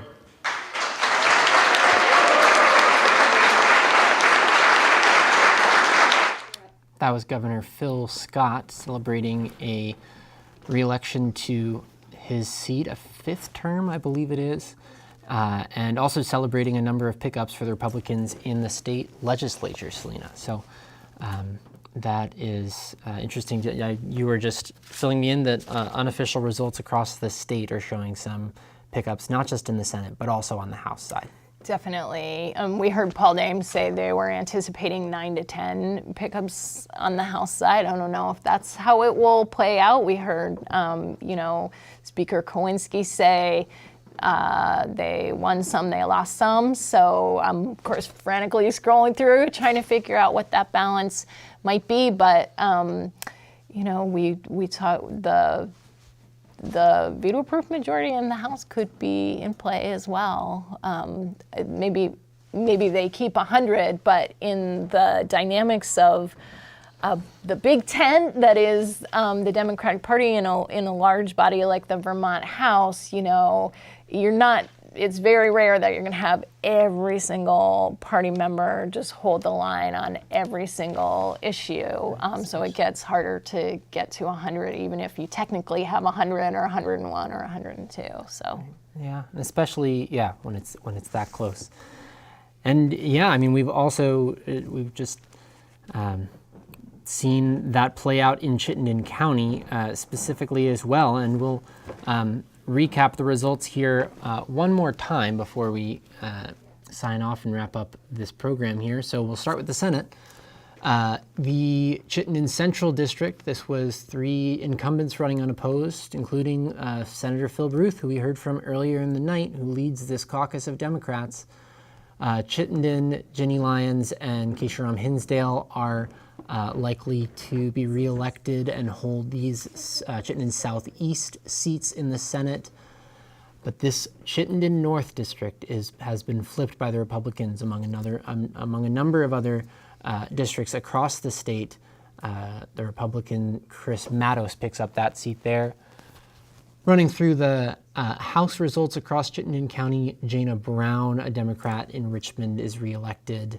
Angela Arsenault and Aaron Brady, 2 incumbent Democrats, are reelected as well. Trevor Squirrel and Eddie Greening, a newcomer there, are holding that district for the Democrats. In Charlotte and Heinsberg, Che Waters Evans is reelected as a Democrat. Kate Lally, a Democrat, fends off for a Republican challenger, Deb Mayfield, business owner in Shelburne. Sean Sweeney in Shelburne wins an uncontested seat. He is headed to Montpelier for the first time. Emily Krasnow, a South Burlington representative, is re-elected, along with Brian Minier in South Burlington, the 1-seat district there. Moving into Burlington, we've got Tiff Bloomley and newcomer Bram Klepner, and that doesn't look right. I know, that is a lot of undervotes. I've been puzzling over that every time we see it. That's interesting. So, but we'll have to come back to that and see if that's Maybe there's some voter confusion about how many folks they were able to vote for, because the primary was there were so many folks in the primary, and it was so contested. And and then people knew Tiff's name, so they wrote that in, and then Bram. But I lost track of the fact that they had 2 votes or something. Yeah, but that's either really way, Bram Klepner reelected there. Mary Catherine Stone and Barbara Rachelson. See, that's more of what you would expect for a 2-seat unopposed race. Some similar vote counts there. Brian Chena and Troy Hedrick, the 2 progressives in Burlington, reelected in Chittenden 15. In Chittenden 16, the old North End, where we sit right now, or actually, I don't know if that's true. Jill Krinsky, the Democrat Speaker of the House, wins and gets a few more votes than Kate Logan, the progressive, there. The big one in Burlington, Abby Duke, a Democrat who was appointed by Governor Scott to fill Emma Mulvaney Stanik's seat when she was elected mayor. Abby Duke has has won the race against Missa Aloisi, a progressive in the Old North End, New North End district there. And then in the New North End, Carol Odie and Bob Hooper, who we just saw on the stage behind Jill Krawinski, are reelected. Here are these close Colchester races. So Wendy Critchlow and Sarita Austin, an incumbent, is just narrowly leading against Leland Gazzo, who did get the endorsement of both Pat Brennan, the Republican who used to have this seat, as well as Governor Phil Scott. He is very close, but I think will come up potentially just a little bit short of winning a seat there. So two Democrats in Chittenden 19, and then 2 Democrats. It's looking like another close race in Colchester for Chittenden 20, but this 2 open seats are likely to be won by Democrats here. In Winooski, 2 unopposed candidates here, Daisy Berbeco reelected, and then new to the Vermont House, Chloe Tomlinson, a progressive, wins that race.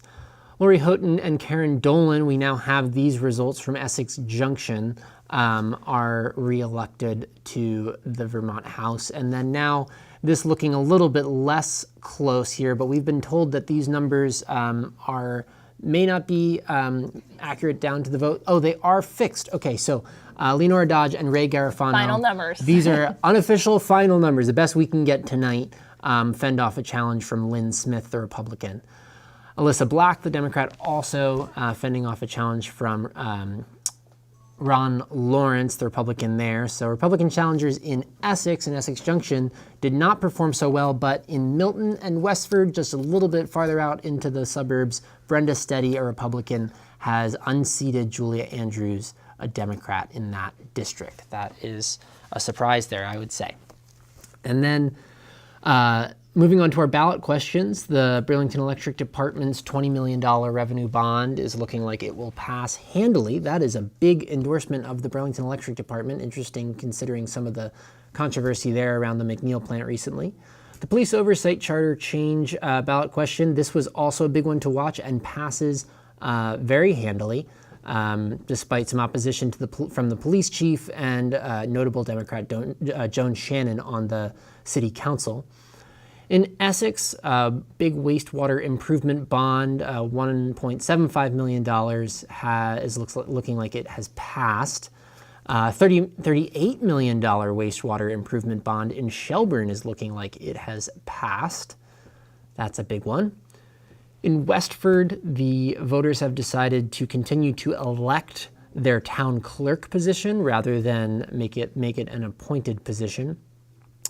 In Williston, the parking lot bond here, $400,000, is looking like it will go down yet again, back to the drawing board for town officials in Williston as to what they're going to do with that parking lot.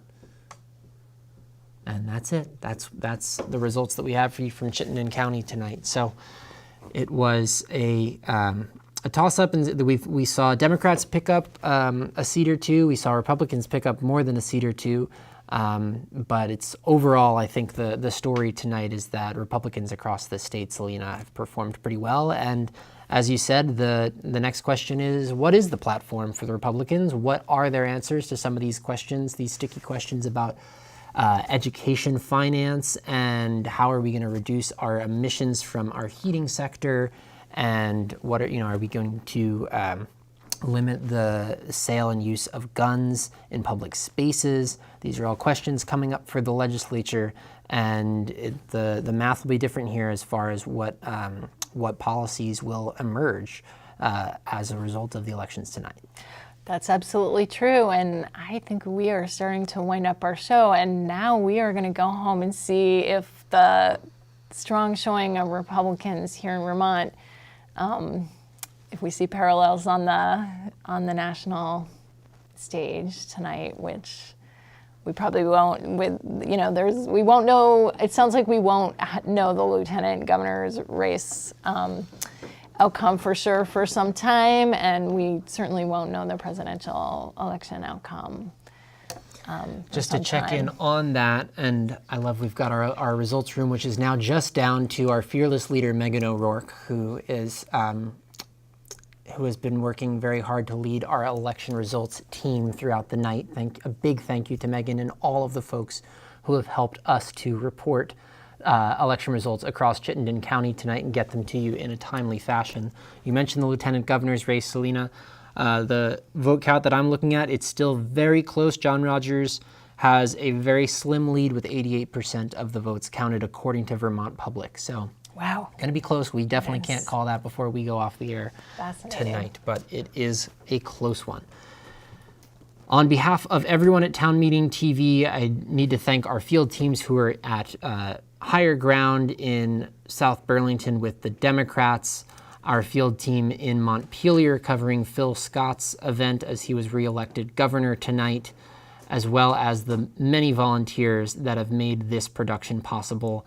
Thank you to Kurt Wright and C.D. Madison for providing commentary on the national election early on in the night, as well as the many reporters that we heard from throughout the state to help build our understanding of the election results in 2024. Selena, thank you so much for your brilliant perspective and contribution to this show. It absolutely could not have been what it was without you as well, so thank you. Oh, well, thank you so much, and thanks for leading me through it and doing so much of the hard work. Thank you. My pleasure, Thank you always, for- to support community media.